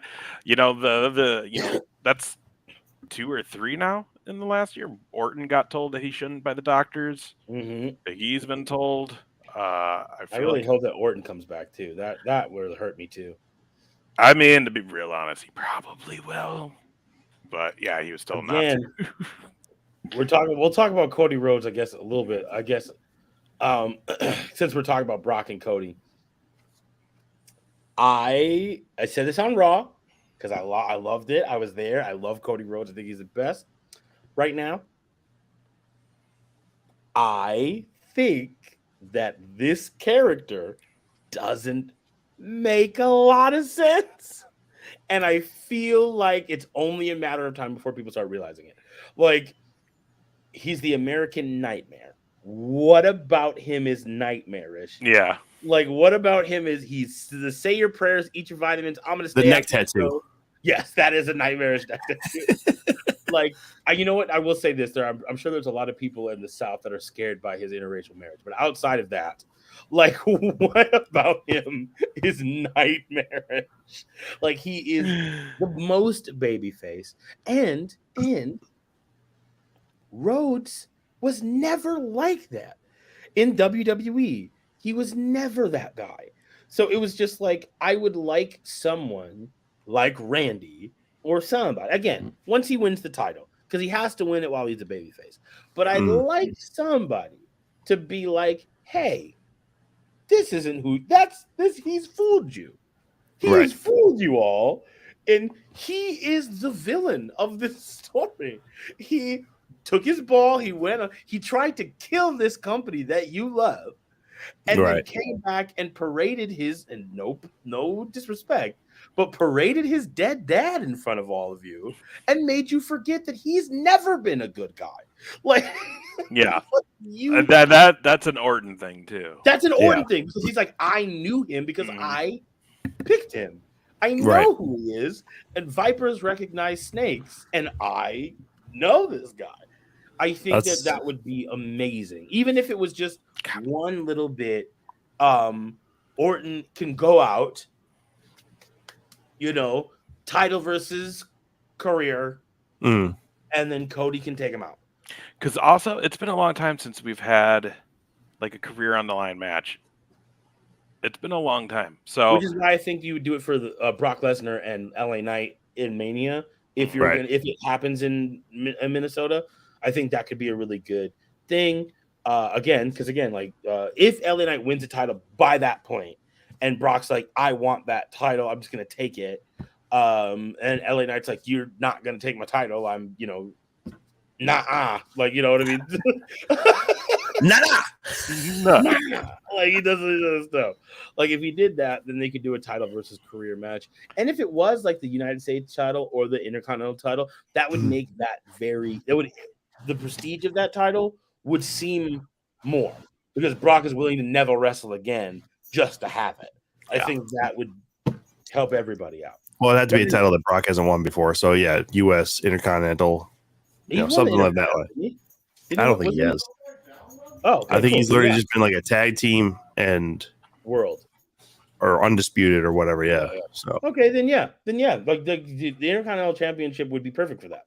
You know what I mean? If LA Knight could win it by that point, and he should, then you could have that, and that's a big title match for a WrestleMania card. Yeah. Because wasn't that the rumor for a minute? Is we were going to maybe see Gunther? We were going to maybe see Gunther Lesnar, and then no, I want Osmos. That just doesn't. Whatever. It's Brock. He does what he wants. He does what he wants. So ultimately, good match. Cody Rhodes, Brock Lesnar. Good on him. We're gonna have to do something with this Cody character eventually, to give him the edge that makes him cool. I like the say your prayers and eat your vitamins. There's no one on earth that'll make me cheer for someone dressed like Homelander, like Cody Rhodes. But eventually, we're gonna have to do something about that. we'll put a face mask over him again. We'll make him Dapper Cody Rhodes again. Dashing. I Yeah. remember that. I love that. Instead of a clear mask, you give him like the fucking black plastic. Dude, one of my all-time favorite WWE shirts I ever had was the Dashing Cody Rhodes mustache comb shirt. Yeah, loved that shirt. You guys mentioned it. We had that Slim Jim Battle Royal. And LA Knight is the winner. What does he get? Slim Jim for life? He got to be in that commercial. Snap into a Slim Jim. He got to be in that commercial that happened right after that. He got to go back in time and be in that commercial. That worst. I'll be real honest with you. The acting in that was bad because I don't know if Bianca didn't know what she was doing or LA was taking too much of the time or space, but like there was some real rush jobs on that shit, man. Like, and you try to drop in lines like, "Oh, this is a savage taste." I'm like, you don't want a savage taste for your fucking meat product. A savage taste for meat product sounds like it's tainted. This is savage. Yeah. I've never described my food as savage. No. Who would? No one does. Slim savage. Slim Jim. Slim Jim does, I guess. This is what happens when you're trying to dig up the past, though, right? Because they did the clips with Randy Savage at the start of that ad, and then I kind of like that. I get it. I kind of like, hey, you guys remember these, right? Well, we're doing them again. I also don't know if anybody holds any rights to Randy Savage's likeness anymore because Lanny's passed on.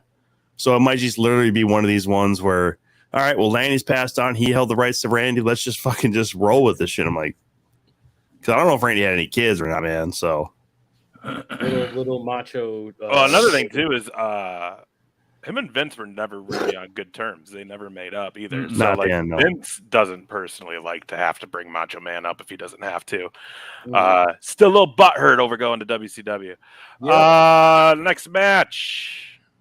Oh wait, before we go to this one, because Homo sapiens were brought up earlier. Oh yeah.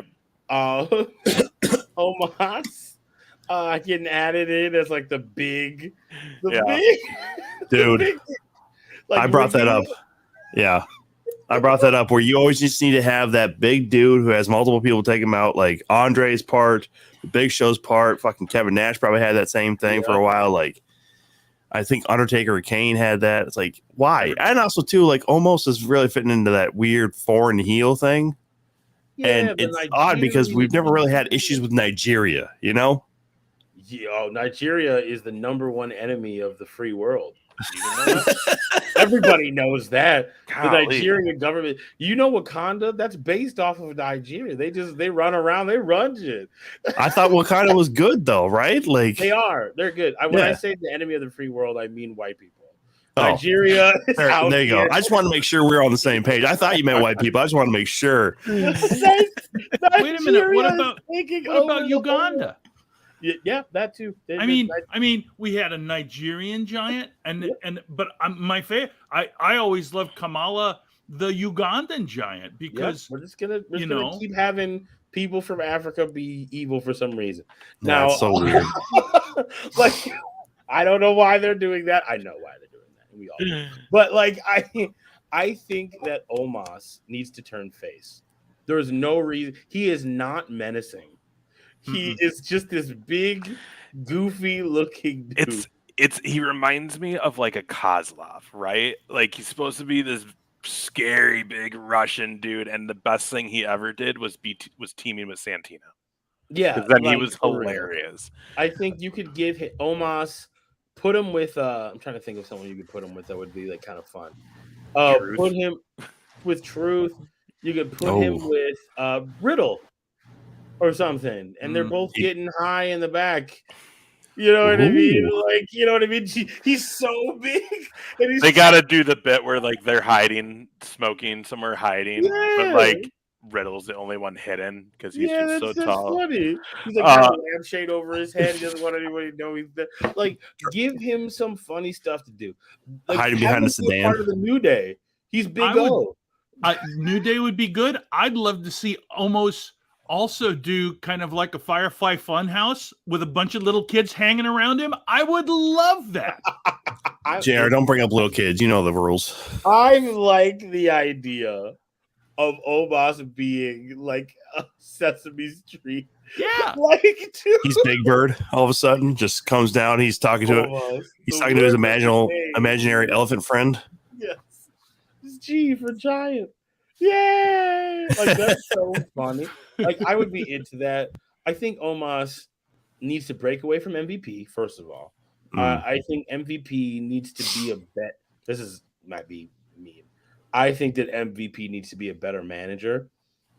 They need to allow him to cut a real promo that doesn't kind of sound like he just made it up, like right then and there.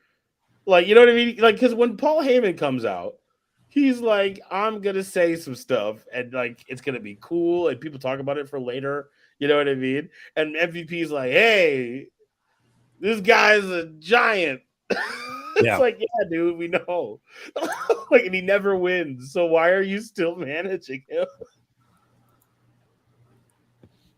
Yeah, it's really kind of crazy. And if you guys didn't know, by the way, the original idea for Snuffleupagus was that he was a fictional character in Big Bird's brain. Like, no one was supposed to see Snuffy at all, but then they made him a weird mammoth. They had to because no kids right behind JR right now. Yeah, because no kids were going to be able to talk to their parents about it, is what they felt like. I'm supposed to tell you that Tim is Sudanese, JR. Oh, is he a giant? Is he? Yeah, Tim, are you a giant? Oh, I'm sorry, he's typing, not listening. Oh, well, he might be watching. So. Anyway, yeah. So shout out to the Slim Jim Battle Royal. That's where we got the Miz and LA Knight start of the feud. So we got to throw that out there again. Miz is great. Everybody else in there, like whatever, I guess. Yeah, it was really odd. The patient that was just real bad in there, like, or why did it matter? They could have just done just an LA Knight spot. They didn't really need to have him win anything, but good for him. So, well, and one thing I didn't understand is, this is a little side note, but Escobar was not wearing an LWO shirt. So is that done too? Was he not wearing that? It said like DBS or something like that. No, I don't know I what think that it was like a special shirt for the night because I seen a couple people in the crowd with it on too. Okay, well, I like Escobar. I liked the Legado.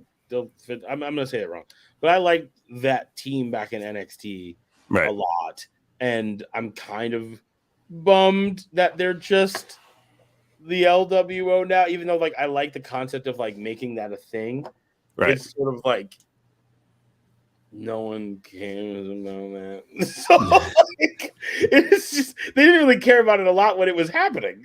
In fairness, Eddie Guerrero and them were fun, but it was the first iteration did not last long. Yeah, it was an offshoot of a thing they were trying to be sort of funny. You know what I mean? So plus, correct my memory if I'm wrong, but wasn't Conan always kind of the bigger deal for the LWO? So him not being involved at all.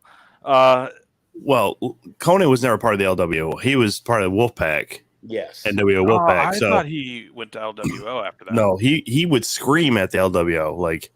He would come out and cut promos against them. When did Conan not scream? Well, so all I was kind of just blah. Yeah. Good for LA Knight. Yep. Yeah. Shayna Baszler, Ronda Rousey. We already talked about this. We all booed. There's nothing good to talk about with that at all. But goddamn thing. Did you not see Shayna Baszler on Raw? Because the girl looked fucked up. She got her ass. Look. Well, so yeah, she came out with a black eye, a fucking cast looked on.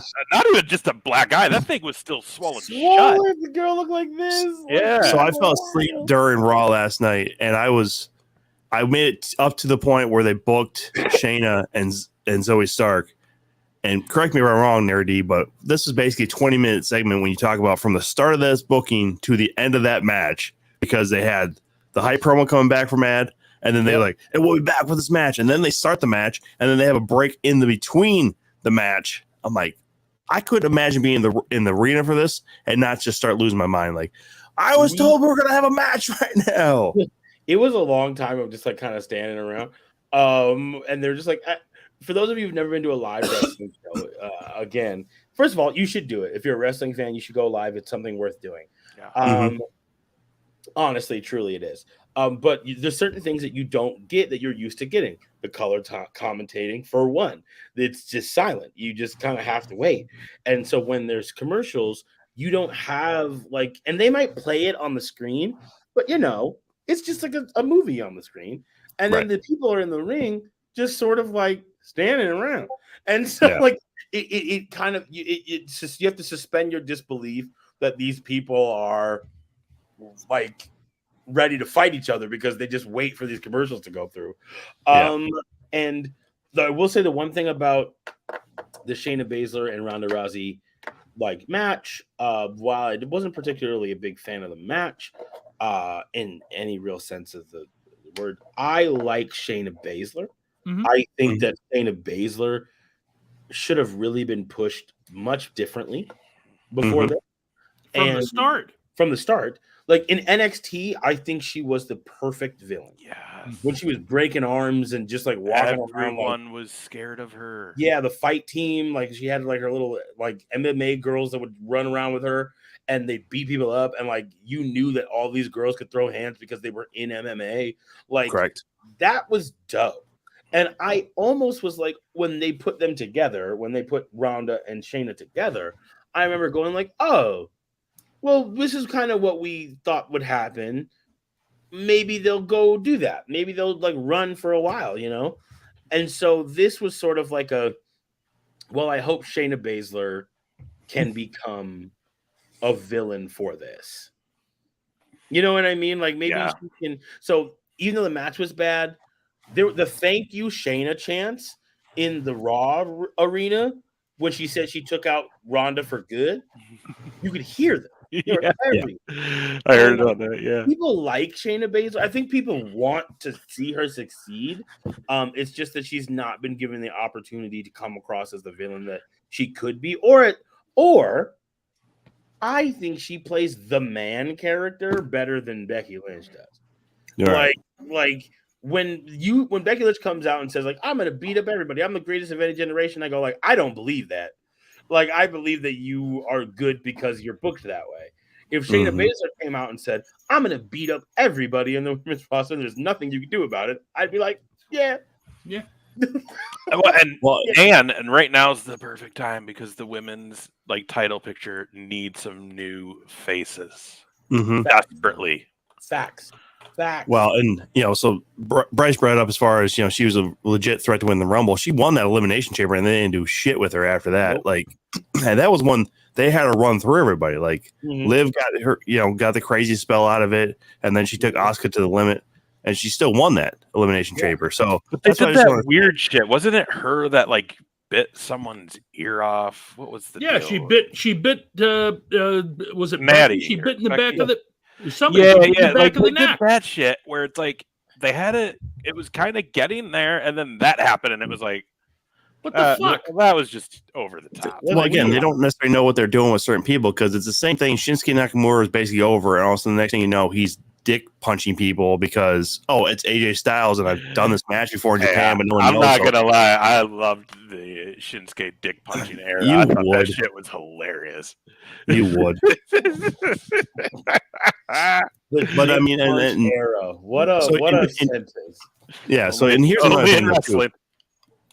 So like with Ronda Rousey, obviously she was the big name coming from MMA, but you have a Shayna Baszler, you had Jessamine Duke, Marina Shafir, Sonya Deville was an MMA fighter or trained MMA. So you have legit people, women who have done that sport, trained in that sport, that you could easily set up as villains or just unbeatable characters, and then you're just not. You don't know what to do with some of these women. It's crazy. A lot of them don't see women as fighters. If I'm honest, that's fair. It's clear that they don't see women as fighters, right? Like fighters, not as like wrestlers, as fighters, as people who are good at fighting. Right. And Shayna Baszler is good at fighting. She will throw hands. Let her throw hands. Like don't make her do all these wrestling things. Let her throw hands. Let her beat people up. That's all she does. She's not a wrestler. She's not like she's a fighter, and I think you should do that. And she would do better. I'm glad that the match was short, because it was a lot. And as much as I liked Ronda Rousey when she first showed up, because I liked the idea of a female Brock Lesnar type, she's proven that this is not where she's going to excel. It's not. Correct. She's better in the Expendables than she's ever been in WWE. I mean, it's true, but also because, there's other trained actors in the Expendables that she can lean on. She can stop and start and do it better. And I think she's a better actress than she is a pro wrestler, and they are two different things. I don't think she knows how to act in a live setting. No, she can do a real fight in front of a crowd, but trying to do what she does in the camera, but with that, 15,000 people in an arena yelling at her. No, and you two know, hecklers and all that shit trying to throw your game off when you have 15,000 people that way. You're trying to cut a promo and you're trying to not be just you. Well, that's why she got all salty. What, before her pregnancy or the first time going away? The first time she took a break, she was all salty about wrestling fans. Yeah. So it's the match was good for putting over Shayna Baszler as the next big badass, but that's about it. Yeah, I agree. Next match, I called this one Chop City. Chop City. Gunther and McIntyre. Both these guys Sunday morning had to just wake up being like, it looks so gross. The man slapping man meat. Yeah. That's exactly it. But McIntyre is awesome. I love McIntyre. Not he doesn't need to be top of the card anytime soon or anymore in my eyes, though. But I think it's a good stop for Gunther along the way. But let Gunther beat Hockey's record and then start shooting him up towards other things because Gunther's just a talent. Can I say something? And maybe I want to see if you guys caught this. Did McIntyre look bored? Yes. Yeah. Okay. Yes. When he was walking down the ramp, he looked like he was just doing a job. You know what I mean? If he hasn't re-signed yet, which no one knows if that's happened for sure yet, he was literally just probably doing a job because I can't imagine he's still either under contract or it's about to end like any day. Yeah. Well, he looked like he just was like walking in and clocking at Subway. Yeah. The last time McIntyre looked like he had some fire behind him was in Cardiff, the castle show. Should have gave him the belt then. Yeah. Honestly, I agree with you. Like, I think him coming out of that with a loss was detrimental. Mm-hmm. I think it changed his momentum forever. Yeah, I mean, don't get me wrong. Scotland and Wales are not the same, but no one in the States really fucking cares. So basically, he's a British, sure, fucking yeah. He's in his hometown. It's like he's from Europe. That's what they cared about. That's really what. And the people that saw him there were the people from his hometown flew over there to watch him. You know what I mean? So like, I really think he should have given him the belt there, or at the very least, give him the win. Mm-hmm. If they didn't give him the belt, give him the win. And I think that's where, in his mind, maybe it clicked. Like, they're not going to go with me. I was their COVID guy because I was kind of the new, and I was supposed to be this guy before, so people remember the story enough. So when you have that payoff, now you don't need to put a title on him. You don't need him to be a guy because, he got his minute. He now is the guy. Mm-hmm. Watch him do these Thunderdome bullshit matches where you have a bunch of screens in the background or whatever. But and that's where you feel sorry for Drew. I do. His biggest run where he should have gotten the love and should have had the moment, never got it. No one was there. And then the one chance they had, that first Mania with the crowd after COVID, where they could have gave him that moment. They could have pulled the shit off him a week later. Why not? They've done it for other people. Just have it. And they did. He carried that show on your back, on his back for you guys. For like that whole life-altering, world-changing time, he held that shit down, and y'all just sort of like said, thanks, no thanks. Not only did you screw him over at that first WrestleMania back, but then when he was in the closest thing to his hometown that he could have possibly done, you just screwed him, and then you never let him do anything to get it back, and you aired this weird ass sing along. Yeah, like you just screwed the pooch on that guy, and it was just like, man. So when he walked out, when his music hit, and he sort of was just like, "Yep, I got my sword. Like I'm here to." I didn't think he even wanted to win. He was kind of there, just doing the stuff, and he just kind of left. And I got to think that a lot of these guys that this happens to, they become very disillusioned with the whole thing. I mean, it's one thing to make that money that they're paying them, but everybody has an ego. Everybody has an idea of what they want to be and want to do. And when that they sort of get stonewalled on some of these things, it's got to be very, very disappointing and discouraging. And the thing is, you don't go into professional wrestling for the money. Right. You it's real. You can get money doing it. And a lot of people, it's a business, it's a job, and people like getting money. But there's a lot of easier ways to get money. If that's what you want to do. You could be an actor. You could be a stunt person. You could be a model. There's a lot of other things you could do. Being a professional wrestler is life-threatening. Yes. People have died doing this. So it's like to have your whole life be this. You've worked your whole career. You're the best years of your life. You're in your prime of life. You're keeping yourself in this ridiculous shape. You're not seeing friends or family for years, for months and months at a time, traveling around the world. And you've come back. You've clawed your way back up to being an important person. And then it's just like, they just go nope, you're going to just lose at every hour. And not even lose Myers sort of you get the losing streak and it's a part of your gimmick and you're a comedy guy.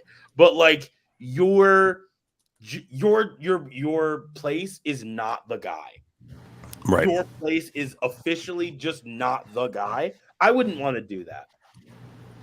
I don't want that life.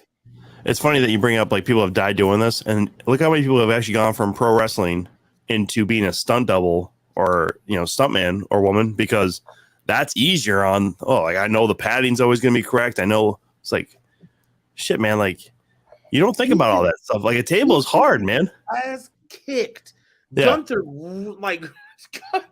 smacked this gentleman up and down the boulevard, and just for what? Like just for him to just lose, and like I don't even know. Like I didn't even remember anything about the build up to that. When it happened, I just like, oh yeah, Drew McIntyre is facing Gunther, isn't he? Yeah. Like it wasn't even like it's about time they're gonna fight. When Gunther and Drew and Sheamus had that like crazy 3 thing, and I was like, oh wow, that was the last time I think I remember like Drew McIntyre seeming like he cared about being in WWE. Well, and even like with Gable getting the win, it felt like more excitement of he's gonna face Gunther than it was going into McIntyre facing Gunther. They're just like, oh yeah, McIntyre's here. Well, he's really strong and he could really beat Gunther. I was like, no, he's not. Like, why are you lying? He's got a big sword. Well, even that, like we've all seen the sword bend after trying to cut the rope. Like, come on, man! Like that can't be a thing anymore. Just let it go. Him back, the Scottish psychopath. Oh, that's great. Let him be a bad guy again. Mm-hmm. Yeah. Let him run around Claymore kicking people without them knowing it's going to happen. Correct. And have him be a bad guy again. I think it at least it'll give him something to do. And I think someone to the Doc Burst, heel Drew versus Cody. That's a super villain that he could fight. Fine, By the way, that's our buddy Bryce Jordan, or at least my buddy Bryce Jordan. He's also top shelf. He's JR's nemesis. So. He's the guy that keeps kicking JR in the nuts. Yeah. Yes. Well, that's fair. I just think that it's a very good point. That heel Drew. I mean, again, I hate for Drew to keep losing, but like at least he can lose. To further, you know what I mean? To further the thing, like to further the thing. So, well, that might be what, as you mentioned, that might be what we need to come out of WrestleMania with is a heel versus Cody. So, Andre the Giant Battle Royale, they're still doing that, right? I think. So then have him win it again, right? Like, didn't he already win it? Probably. I don't know. That's always on like a pre-show or somewhere. Actually, the day before. If he hasn't won it, have him turn heel in that match. You know what I mean? Like McIntyre was Vince's guy before. Oh yeah, he was the chosen. So he came back before COVID. He was NXT shit back then. Yeah, he was NXT champion. Went on, came back, was a tag team champion with Dolph, right? Or no? Maybe they never actually won it, but they were tagging together and they were working with somebody, Corbin. Yeah. they were muscle for Baron Corbin, if you'll believe that. These 2 world heavyweight champions taking orders. I mean, let's be real. He left. He was let go by WWE because 3-man band wasn't doing it for anybody. I love 3-man band, and that was my favorite. Bring him back. Bring him back. Heath Slater for life. You want Jinder Mahal back? If it's in 3MB, yes. I would want Jinder. I would want Jinder and Drew to reform 3-man band with a heel the gimmick. Omos. There we go. There you go. We have a place for Omos to go. Jinder and Drew and Omos. Nice. Omos. Oh my gosh. That's Omos coming down. air guitar. Just this big oaf, like not knowing the range. You would love the hell out of that. I laughed my ass off the first time I saw that man in leather pants. Fuck no. Pleather pants, excuse me. I would love that. I honestly, shout out to WWE. I know you're watching, I know this is your favorite podcast. I'm telling you right now, as a person who reps the brand, we want 3MB with Omos, Jinder, and Drew McIntyre. Make it happen, you cowards. I'm down. We have the World Championship match with Seth Rollins, Finn Balor. I mean, here's the deal with these two guys. Here's my take. They're just two guys that are always going to be around in WWE. That whenever they're on a show and on a card, it's gonna make a match. Doesn't kind of matter what the storyline is around it. You're going to just get a good match that day. I'm still warming up on this new title. I don't know. I kind of wish they would have just brought Big Goldie back.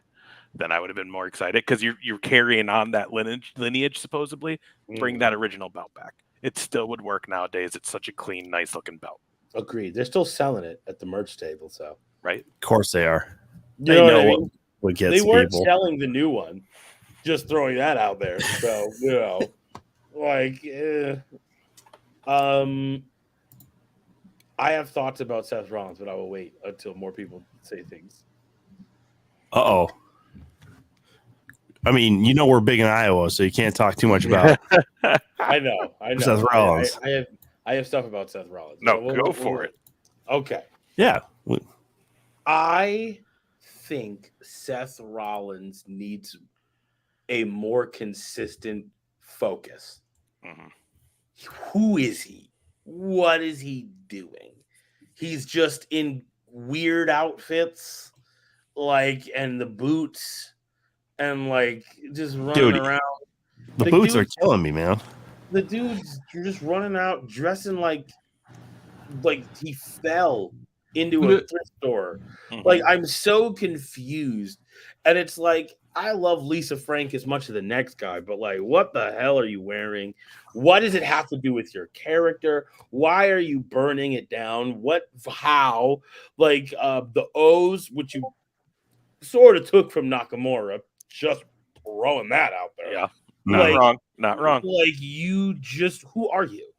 Who are you, Seth Rollins? What are you supposed to be? Are you a good guy? You're a bad guy? You're just Seth Rollins? I'm sick of it. Finn Balor. Freaking Rollins. Seth, yeah, and that's also lame. Say it or don't say it. Say it or don't say it. Mm-hmm. All right? That's fair. This comes from someone who literally makes music where he does not swear on purpose. Say it or don't say it. It's so stupid in that context. Yeah, they also always sold those Stone Cold shirts back in the day where it was fuck fear, drink beer, or something like that. Just say it or don't say it. Finn Balor was right the entirety of their feud. Seth Rollins injures people, and he deserves to have something come up. Correct.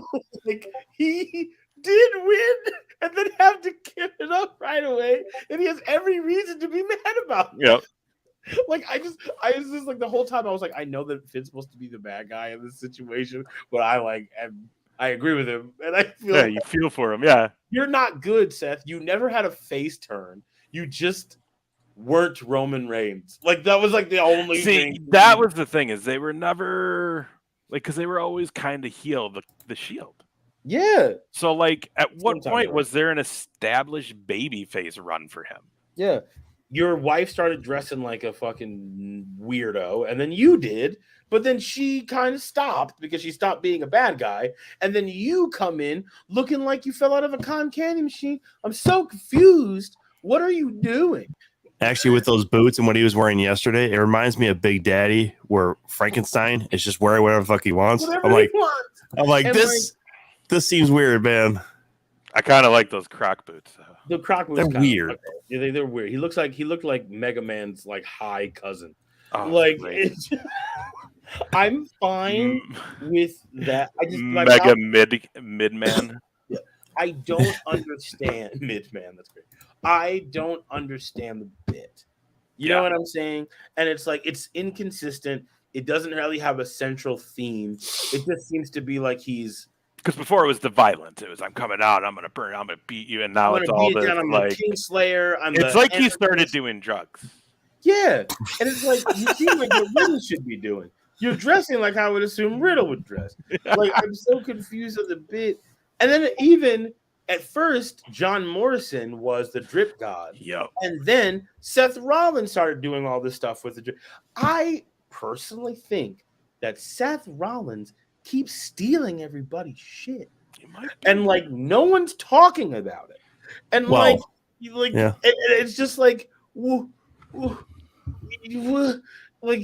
stop him. Somebody, he can't keep getting away with this. I feel like Jesse from Breaking Bad. He can't keep getting away with this. Well, somebody did bring up the fact that it looked like he was going to start trying to use the one-winged angel from Kenny Omega, and it was like, nope, because as we talked about earlier with finishers, that would no longer be this overly protected finisher. Yeah, but and also that would probably be the end of Seth Rollins if like you took that one from the other guy's top guy. You know, it was so lame, and everyone would know that's why he was doing it. The only person who could do it would be Logan Paul because the whole bit is that he doesn't respect the business. Like that's the only person that would be able to do it and still keep the character intact. Seth Rollins, he was doing the ripcord knee that was basically Okada's thing. He's doing the pedigree now. Granted, I'm sure that Triple H let him do it, but he's doing the pedigree. He took Nakamura's whoa from his entrances. It's a little different, but like it's not. You know what I mean? And so it's just kind of like I just don't feel like as a champion he has anything to say. Like he does no bit. He's just, I'm gonna come out with silly outfits, and be around and wait for someone with a legitimate claim to the title to come around. Yeah, this is his least exciting title run. It very much is. It's kind of boring. It feels like, hey, we're bringing this title back. It's not going to look the same, so anybody who has like ties to it won't understand it, and we're going to just put it on Rollins. He doesn't really care, whatever. It very is thrown together. Yeah, JR. I'll say this real quick about Seth, and we can move on. Actually, sorry. Tovar's comment there kind of threw me off. JR does look like he's fucking falling asleep over here. I'm not asleep. Let's get to something that'll excite JR, and that's Asuka. Yes. As well as Bianca Belair and Charlotte. Solid triple threat match. I like that we got the Mistin in there too. And let's just be honest. Yeah, right in the face. And let's just be honest. I mean, this whole match was great, but you knew towards the end, the last like 5 minutes of that match, the whole time, it's like, Io's coming tonight. Io's winning tonight. Look at Bianca grabbing her leg. Io is winning tonight. And I'll tell you what, when that music hit, it was a beautiful moment. Yep. It was. It really was. I loved that. It was so great. Perfect. The only thing I probably would have done differently, which I know doesn't make a whole lot of sense, but I would have let Charlotte win over Bianca. Quick 15th.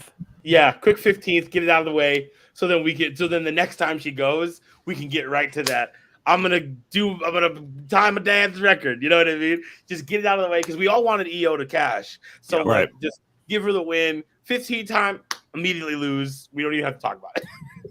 I kind of thought that was going to happen. I think I said that Saturday. Didn't I say Charlotte was going to win? Yeah. So, man, but Io coming out, and she won it off Bianca, so we'll probably have some sort of rematch, even though that doesn't happen anymore. Yeah. But this will make the whole Bayley Io feud that much better with that title on the line. 100%. Happy that went down the way it was. Yeah. Great storytelling, great planning for future stuff. Because then you can have her fight Bianca and win, then have Bayley do a betrayal. Dakota Kai can kind of like ping pong back and forth. Who is she going to support? Either eventually turn on Bayley or turn on Io or turn on both of them. You know what I mean? Establish her as another title picture woman. I think it's great. And that's great. I don't know if there's a woman in WWE that does betrayals better than Dakota Kai right now. For real, dude, like, it's everybody they pair her up with. Her turn on Tegan Knox at War Games was Tegan, Raquel Rodriguez. She turned on. I mean, at this point, if she's flipping back and forth, she'd be the Big Show, but in a much smaller female frame. But like, she's actually now she's a heel. She's established, but depending on how this rivalry will eventually go between Bayley and Io, I think the payout could be great. Where if she just beats them both down after a title match or whatever, like say they start hugging or whatever, and then she's the one who destroys Damage Control. Like they come together after a win by one of them, and all of a sudden she's kicking them because that's what she's good for. You know, throwing some kicks, kicking some kicks, or she wins that Money in the Bank, and then have it be like a hey, you know, the Damage Control, you know, who knows what I'll do, right? Sort of thing. I think Dakota Kai it could have a run with the belt. I think that she's more than capable. Yeah. I think that would be fun too. So that setting up the women's division in the way that they did at the end of that match, great. I kind of feel like similar to Seth, Asuka, the dark Asuka kind of fell flat outside of her misting people, which I enjoy. JR. Yeah, I mean so to me, the whole match was kind of clunky, and if I'm honest, I don't like the way that Bianca's injury was like super telegraphed. Yes, in my opinion, and so to me, once that started kind of going on, I'm like the whole thing. It's like, okay, what's going to happen? And it just became, okay, who's going to do what? Having said that, I mean, I like the old Asuka better, if I'm honest. Because I don't know how much I like the cat kind of, or whatever her anime thing is that she's doing, but you know, whatever. Dark Asuka never did, like, Dark Asuka didn't do enough to differentiate herself from old Asuka. Right. Explain why that she was doing that. Right. You know what I mean? Other than I like to put face paint on now and spit mist. Yeah. But she was already spitting mist, so then that doesn't make any sense. She's the only, other than Aleister Black, she's the only mist spitter, and I love that. Yeah, I like that stuff. I think that's great. I agree with what you said about the clunkiness of the fake injury. Because if you watch and go back and watch that match, Bianca switched which leg was hurt. Yeah. Oh, that's bad. I noticed that. I was like, wait a minute. Why are you clutching that leg? That wasn't the leg that you injured when you were walking away. And I get that sometimes it's hard. You got 50,000 people screaming, and you're doing a live show, and you're not really hurt, so you're trying to remember. And I get it. I was just like, dang. Because I was watching with a friend of mine, and she doesn't really watch wrestling, and she was there with me, and she was like, "Oh no, like she's hurt," and then you can see her like she's freaking out in real life, being like, "Oh wow, I wonder what they're gonna do," and I'm just like, she's not even holding the same leg. I wonder what they're gonna do to her. Yeah, they're gonna bring her to the back and shoot her. They're gonna put her down. She's a horse. Like, what the heck? Right. Her run back. I said, "Watch." She got 2 feet away from the stage, turned around, and ran right back. Oh, that's hilarious. Well, you know, now that they got the title off Asuka's gonna be around. They did just come to terms with re-signing Kairi-san. Ooh, so maybe do a tag team title? Maybe they a little reunion action and put the tag titles on them again. You know what I think you could do with Asuka that they haven't done and they could be doing? Give her spooky powers. Mm-hmm. Give her some spooky powers. Alexa Bliss was great and all with spooky stuff. And I mean, granted, I didn't like Lily Alexa Bliss. I like the goddess Alexa Bliss more. I think she lends itself more to that. But like, give Asuka some spooky powers. Let her the face paint and the weirdness, and she's just like, I'm a creepy dude, and I can show up anywhere and spit mist and turn the lights on and off, and you know, paint the walls with blood or some nonsense. Right. Because then she doesn't have to talk so much. Yeah. And it doesn't like the language barrier can get cut out of that. And then she can just be like an Undertaker, but for the women. And she doesn't have to say anything. She can just say, nobody's ready for Asuka. Just like Undertaker really only said, I mean, when he was good, really only said, rest in peace. Like, that's all he has to say. Like, let Asuka do that. Yeah, I love that. I love that idea. And then because Kyrie could come back and be like, I'm ready to have fun with my friend again. Let's go be pirates. And then Asuka's like, I'm actually crazy now. Yeah. I'm going to do crazy serial killer stuff. I like You'd have to blow the mist in her face. Yeah, of course. Hell Easy. yeah. I like it. That's some good booking. WWE, write this down. All I do is this is all I do. All right. Like, it's all in here. I just sit around and think about it. I don't think that's all you do, man. We've heard your music. We've seen your shows, man. You are, again. Well, the creativity, because even like when you do your Dungeons and Dragons and the fantasy role playing, that's off the top too. You're so I can't remember what is the one that you're on YouTube with a couple of group that you guys play the game. Oh yeah, Secret to the Core on the Tales of Novum channel. And what is your character's name on that? My character's name is Tag, the Wizard of Tag. Yeah, I've watched like 3 of those, just randomly when one came on one week, and I mean I was laughing my ass. You fucking hilarious on that thing, and it's just a super fascinating, interesting, fun time watching just that. Dungeons and Dragons and professional wrestling have a lot in common, and I 100%. Think more people should enjoy those both. I got into professional wrestling because I love comic books. So like there is a lot of overlap with these kind of storytelling elements, collective storytelling with people. Professional wrestling has ability to do that. Same with Dungeons and Dragons. So, but yeah, Secret of the Core, you said it's called? Secret of the Core, yep, on the Tales of Nova YouTube channel. Check that channel out. Watch his the game they have going. It's very entertaining. Guy, like seriously, Tommy JR, if you're bored, watch it sometime because it's very, very entertaining. And his character Tag is I am never bored. I'm top shelf. I'm never bored. Oh, shut up. Top shelf. You got top shelf. I'm never bored. It is a top shelf program. Though, it is. So yeah, I'll check it out because I want to check it out, Ace. Don't tell me when I'm bored. I'll check it out. No, man. Why haven't you done it yet? But because I haven't been in a situation where I have the time to allot to a man like NUR-D. I've seen you do nothing. I'm over here recently. I'm over here being a top shelf host for SummerSlam. How dare you mother? We're gonna have a top shelf host for WrestleMania when we get it. See, that's the whole thing, man. If Minneapolis gets us, man, we're gonna try and work out something where we can get like a comedy music show, man. Because no, that we said that last week. We're like, if Minneapolis gets 41, we need to somehow turn 2 Count into a live show with a performance by NUR-D. How do we make that happen? Oh no, I already told. I was talking to the WWE people that I know, and I was like, hey, guess what? If you guys come over here for WrestleMania, I will be a part of whatever you're doing. I swear to God, if you don't call me, like I will find all of you. There's no reason to not at this point, and I will end you. So we were just thinking like the build up, not obviously not Saturday or Sunday, probably not even Friday, but like trying to find like the Wednesday or Thursday beforehand. Like, here's a venue, let's rock this house, stuff like that. I demand to sing "America the Beautiful" at WrestleMania 14. Yes. Put me on the stage. Yes. Dude.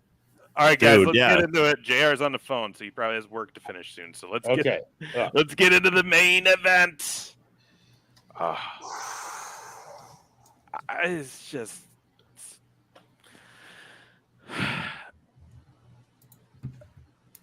yeah. Okay. It was great. It was a great match. Everything was great. Even Jimmy turning, I wasn't mad at. I was really looking forward to hopefully. I honestly wanted it to end with Jay. Right? It started with Jay. I wanted it to end with Jay. I understand why you can't do that. You got Solo as a wild card now. You always have that dark horse in the back that if he feels like he wants to come around, he's going to come around again, and it will be in the storyline. Yeah. And someone brought it up Saturday night. Writer's strike. He might not have much going on. Actor's strike. So for a minute there, we were all pretty hopped up about The Rock might show up. Yeah, I think this is. First of all, I think that the title Does not need to be a part of the story anymore. Like it just doesn't. Nothing about it is about that anymore. So I think that needs to go away. I don't think that Jay needs to take the title off him. I think Jay needs to take the spot off him. I love that this family, the Samoan family, is at the center of one of the biggest storylines in professional wrestling. I think that's cool. I think the legacy that family has built for themselves, being such a reverent thing that people want to know about, super dope. I also feel like, very John Cena-y, put the ones to the skies. We like, we out here, we the penitentiary, blah, blah, blah, blah, blah. We could talk about how culturally that looks to anybody, who's walking around. But that's just, that's neither here nor there.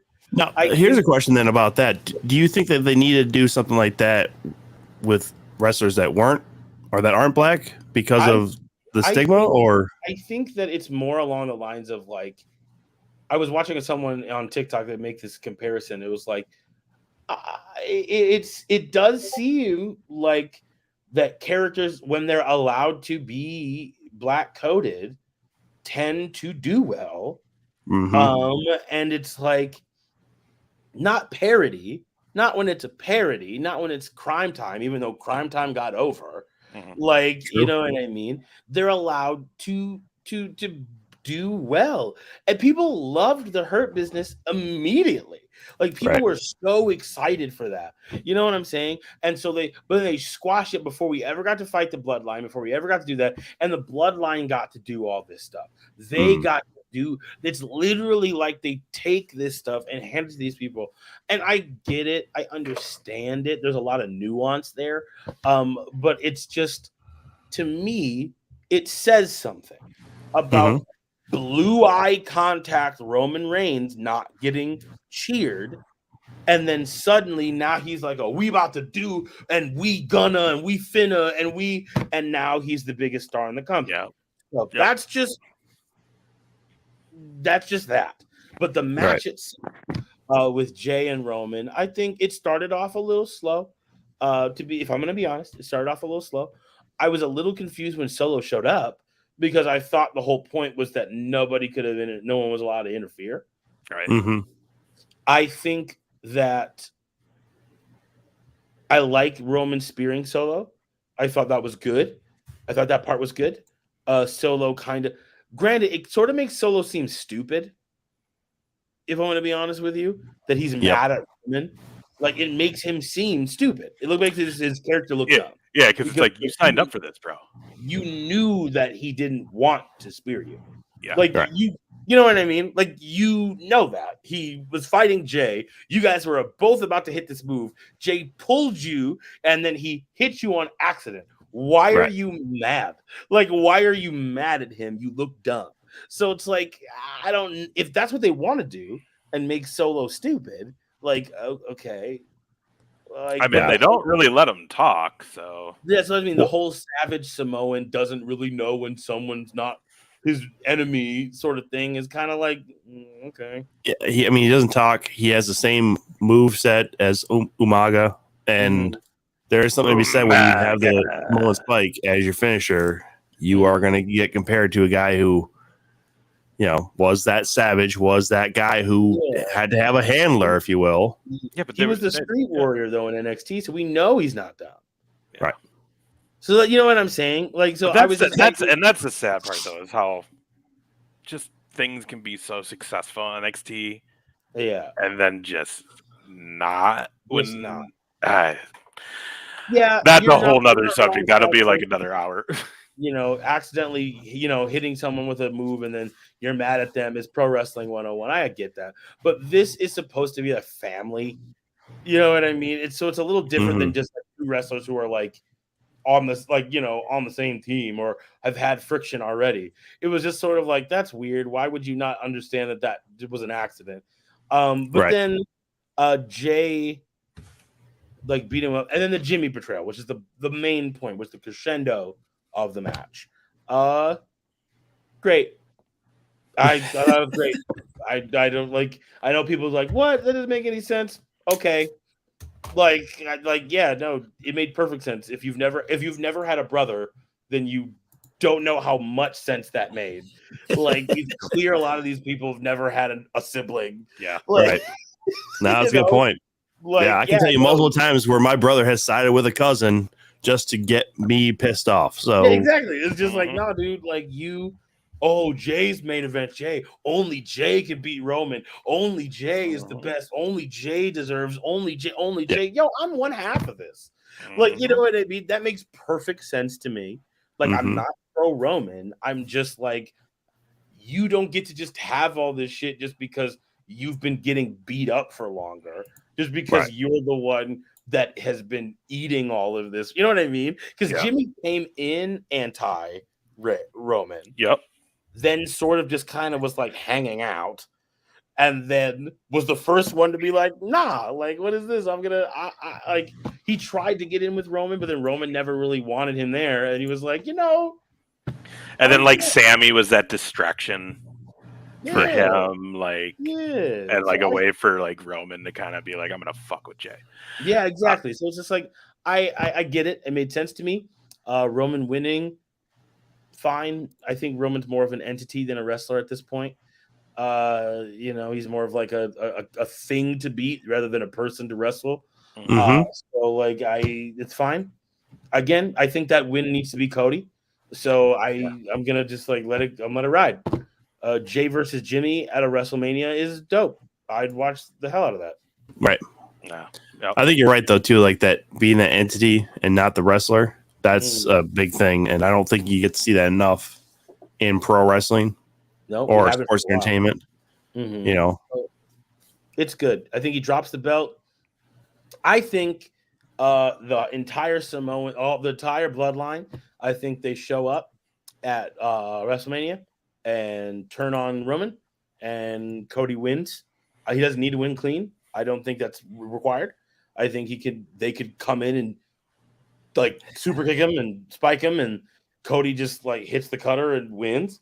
Like, I think that's fine because then it could set up Cody as like a you didn't earn this feud for the next guy. And then you have Roman just fight his family for betraying him. Like, that's the fight. That they don't need the title anymore. It's now just we're fighting because of the family. He beats up a whole bunch of people. He beats up all, the Roman. He beats up both of the Usos. He beats up Solo. I say he goes, I'm going to go after everyone in the family, personally.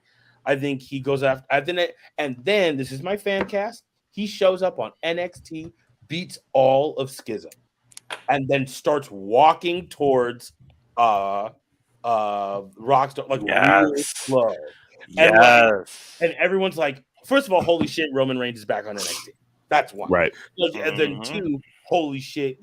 Oh, that's The Rock's daughter. Oh my God. And then The Rock can say something. And then if you really, really, really wanted to, on 41, if you really, really wanted to keep Roman in the main event area, then it's easy. I was not going to say anything when you beat up my cousins. I wasn't going to say anything when you were walking around acting like a fool. Then you made eyes to put hands on my daughter. Don't tease me like this. Don't tease me like this. Because Minneapolis gets 41 and we get Rock Roman. Take all my motherfucking Because guess who was a former Minnesota Viking? Yeah, Roman was a Viking. I'm just saying. You're Your right. boy is casting this out into the universe. If we got that fight. Oh, my goodness. But all I have to say that the match between Jay, the bloodline stuff is I think we're going to be calling this time of wrestling the bloodline era because it's mostly that. Mm-hmm.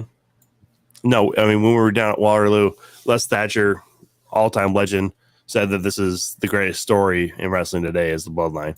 And I do like how you pointed out where Cody doesn't need to win clean. Yeah, what better way of him winning the WWE Championship than a dusty finish? You know what I mean? Like, that makes perfect sense. And I'm sure Cody's already thinking that same way. Like, nothing makes more sense than me being the American Nightmare to win the same way most of the time my dad lost the title was to to win the same way. Like that would be apropos and write this story just like then you give the fucking Cody finishing something touches to on it. do. We're done.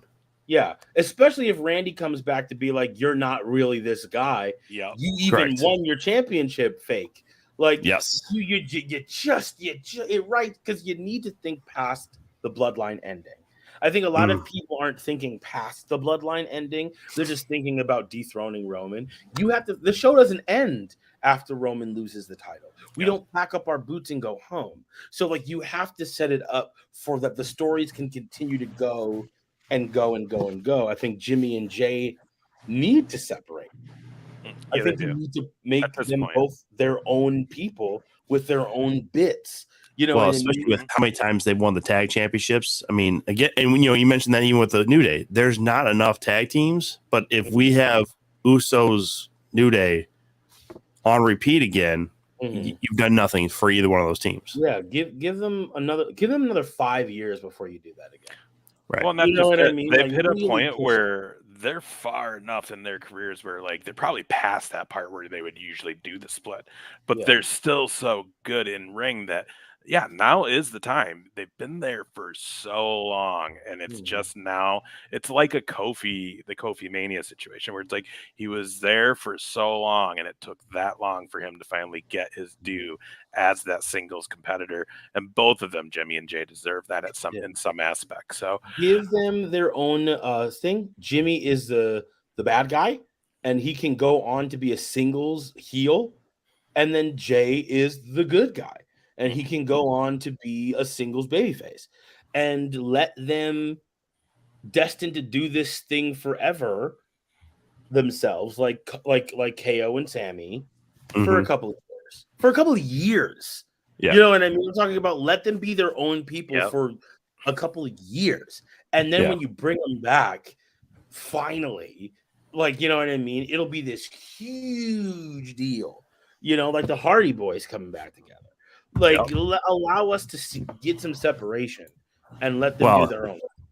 Well, and a good title for him to possibly go after for Jay right now. Austin Theory is the U.S. champion. That might be a good title to. Well, one, no one really believes Austin Theory is going to run with this title for as long as he. They're not going to give him a Gunter run with that because it just makes no sense. That U.S. title has never been that way, anyways. But like. Everybody's always thinking like Austin Theory will be the next guy in line down the road. Again? Oh man, we lost JR, which is no, he had to go. He put it in the private chat. Yeah, I saw that. But I'm just saying like that would be a good, you know, as far as you're saying, even like you know, a singles run with Jay and Jimmy. That's a good avenue for one of them would be that belt because it, again, legitimizes their whole career because now they're winning without the other person. Yep. And, you know, I'm not even saying them feud over that title because I don't think that's going to do either one of them any good. Because even like you said, like, yeah, if we're destined to fight forever, that's just brothers. That's how it's always going to go. So just keep them apart for a while. Yep. Like I said, put them on different brands. Even, you know what you could even do? You could even have it be like, yo, like have their fight at Romania be so gross that like the powers that be say that Jay and Jimmy can never be on the same brand. Yep. Making it an official WWE rule that they can never be in the same brand at the same time. Then, like on pay-per-views, every now and then you can see them in the hallway, and like there's this tension because like you can't because it's against the rules for them to be around each other. Like it is so violent that we have to keep them apart. Yeah. Have Jimmy go full Samoa Joe TNA one side, you know, like this Savage Samoa Joe thing. Have him go full, like I'm gonna beat people up, like really, really gross, and like I'm the bad brother. I'm the one that you didn't want. I'm the one that you guys didn't cheer for. I'm the black sheep. And then you have Jay, who's main event Jay Uso. Like I'm the Cody Rhodes of the Samoan Nation. Like, that's great. Like that's it's a small little things even too, like you said, backstage where they cross paths or whatever. And Jay might try and say, a couple words, and Jimmy's just not about it. And just even the quiet flip of the bird, just the one. Like, we don't do this enough. It's like, you don't think kids are seeing this stuff in elementary school? Come on, dude. I was seeing it back in the 90s. You can blur it out. It doesn't really matter. You'll know it's coming. So you can be like, he's just silent. He's walking away, or there's people in the way, and like across the room, and all of a sudden just like see double birds from Jimmy, and all of a sudden he just leaves because Jay walks in the room. F this, I'm out. One day, 5 years from now, main event Jay Uso, who's some a baby face, right? Some heel is kicking the tar out of him, and then all of us, like, no one's gonna help you, Jay. No one's coming to your rescue, Jay. It's just me and you are gonna beat you up, and then all of a sudden, out of nowhere, super kick.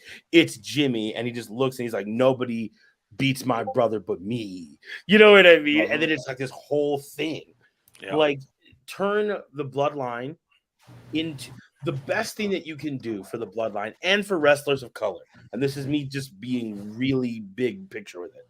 The best thing you can do with the storyline is break it up into a bunch of storylines. Allow everybody to win from this, because then they'll do it again. If the only person who comes out on top of this is one of them, then you failed. Roman needs to come out on top. Jay needs to come out on top. Jimmy needs to come out on top. Solo needs to come out on top. They all need to end up looking like big guys, or else it's not going to work. Well, and that was the beautiful thing about the Attitude Era, is that was kind of what that era was. Everyone came out shining.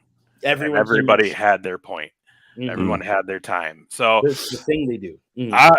Man, we should just start earlier or later. I don't know. We got to figure something out, because we go way too long when you're on the show. But man, I'm sorry. No, don't ever apologize, because dude, we consider it, we're lucky whenever you're on here, because we love it, and all the viewers love it, and we're massive fans of yours, brother. By the way, everybody, if you haven't gotten it yet, that Crush album is fire.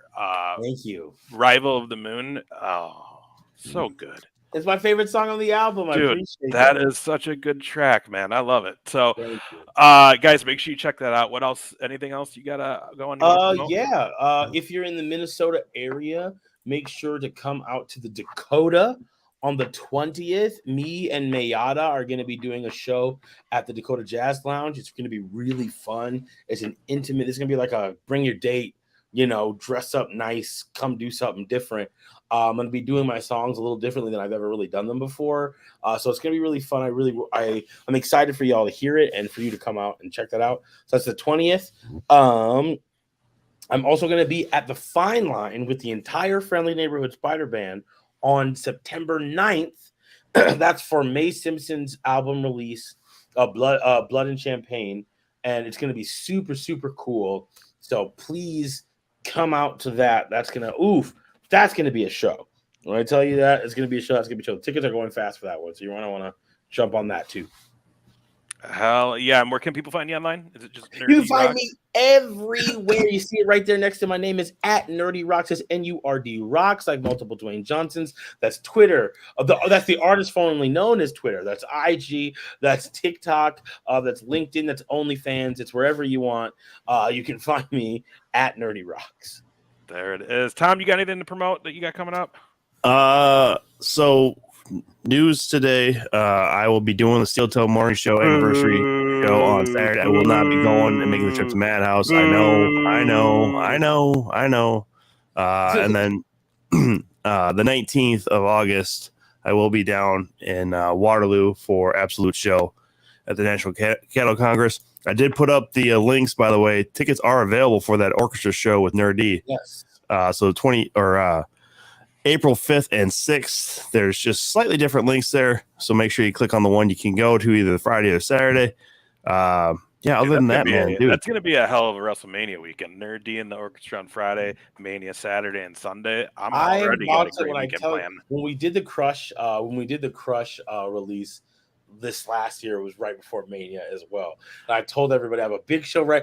I feel like it's my new tradition to have a big show every year right before Mania, because it's like NUR-D Mania is real. I'm gonna buy a shirt. I'm gonna make a shirt that says NUR-D Mania. Of course you are. Yeah, dude. I went to Wale Mania once. There it is. There it is. I got the bandana he gave me himself sitting right there too. That's hilarious. That's amazing. Quick question on that 9th show, the Fine Line. What time does that start? Ooh, let me take a look at that for you. Because I'm going to be in Minneapolis anyways that night, so I want to make sure. The 9th, it is starting. I want to say 7. I want to say music starts at 7. Doors start at 6:30. 6. Yeah. It's Fine Line. They want to get people in there to start drinking, so probably 6 o'clock start there. Yeah, it's the Fine Line. You want to get a drink and get ready to rock out. We love doing the Fine Line. We opened that back up after the lockdown. It was such a fun. It's such a fun venue. So yeah, it's a cool. And Mae Simpson is one of the the top. If you've never seen them perform, that band, Mae Simpson and her whole band, is incredible. Incredible. They were at the Best New Bands with us in 2020, and I remember our jaws were dropped with some of the stuff they do. So if you like me, you're gonna love Mae Simpson, and it's gonna be a really fun night. Get those tickets, buy the albums online, NUR-D, everything. He is the man. We're lucky to have him, a friend of the show. You will be back soon, sir, as long as you're willing. Oh, I'll come back. Like I said, I love talking wrestling. I don't talk as with people who understand what I'm saying. A lot of my friends don't know what I'm talking about. So unfortunately, but people know what I'm saying. So thank you for having me on. Always a pleasure. Also, shelf, baby. Yeah, guys. Also, Briscoe Big A Show on YouTube. Check it out. Our show with JBL and Jerry Briscoe is up and live and going. So make sure you check it out. We had a lot of fun with that. JBL, very intimidating in person. I believe that. I was a little nervous. We're not going to do the ending tonight because we just had a good time. So I'm going to just end it. So everybody have a good night, and we'll see you next week. Peace.